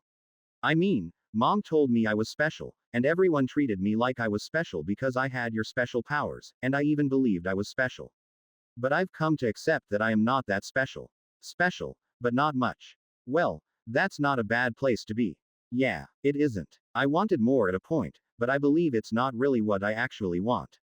So, Eon. TreeTree. I will leave with the group that wants to make the journey. I had to have this conversation with you, because I recalled how well you treated me, and all these special powers and blessings you've given me. I'm leaving, and I want to thank you. Huh. Thank you, Eon, for all you've done for me so far. But it is time I go out there, and find my own place in the world. It may not be much, but I'd like to think I'm like a bird. Finally freed of this cage, I should try to fly away. Maybe I might return, or maybe I may just drop by, but I have to take this chance. I felt betrayed. And yet I felt that feeling of betrayal was wrong. I am a tree, and it is normal that animals occasionally stop by, and maybe in the larger scheme of things, everyone's just a transient contact for the tree. She waited. I didn't know how to feel. Is this reality for a tree? It didn't feel that long ago that I thought she was going to be loyal to me. This is betrayal. Betrayal. Or is it? I mean, why do I feel like I own her? I don't. Even if I helped her, and watched her grow up, does that mean I own her? Am I like a parent that watched a child grow up and now that the child has grown up, the parent refused to let go? Am I like that? But if I lose even her, then who can I trust? I felt frustrated. And it was then some quotes from my human days came. If you love someone, set them free. So corny, and yet something tells me this is the truth. Strange. I have trust issues, clearly. Is that why my relationships as Matt failed? How do I trust her? Eon. She asked. I think she waited for half an hour already. I inwardly sighed. I shouldn't be like this. Is this me being upset and possessive? I'm a freaking tree, damned it. Shouldn't I be more magnanimous? What would Treebeard do? What would Grandmother Willow do? Ah, go, Lausanne. It is fine. Even though I said those words, I felt difficult. I didn't quite accept that time moved so slowly for the rest of them, and so quickly for me. It's strange and uncomfortable to think others have far different expectations of the world and their life, and that I can't expect loyalty from them. At least, not on a longer term. Is this why Lily's is a lot more, big picture, about things? They aren't attached to individuals, and maybe because it's like that whole elf thing in Lord of the Rings, we are doomed to watch those we love grow old and die before us. Is this our fate for living so long? Are you sure, Eon? Lausanne asked. No, I'm not sure. Why can't I let go? I don't own her. I'm not even her parents, but then, I have showered her with powers and care. Is it because my investment, my sunk cost, that I care that now she's pulling away? If so, I should have seen it coming. So I decided to speak to Lofen, her mom. 20 years have passed, but she aged only slightly. Lausanne is finally leaving. Yes, Eon. It's something I've always expected to happen. I remember they used to say that young adult elves have a calling to see the world, to see more of it. It's something they must do to get out of their system. I remember I used to do it, then I met Ricola and settled down. Oh, an elven thing. Is it like humans back home, where parents kick their children out once they turn 21? I hear human adults have that too, though like us, it is stronger in some than the rest. And you are not sad or worried, or well, disappointed. Children must grow up, and Lausanne has been talking of this day for many years. Trapped in this valley for so long, it is quite a waste for her. Besides, how would she find a mate if she doesn't visit the other elven cities? I'm sure I'll still be worried sick, though. Trapped. But they are here with me. Okay, that's a fairly selfish and ignorant statement. I'm a tree. I'm a freaking 100-year-old tree. I should act like one. Lausanne was still in her room.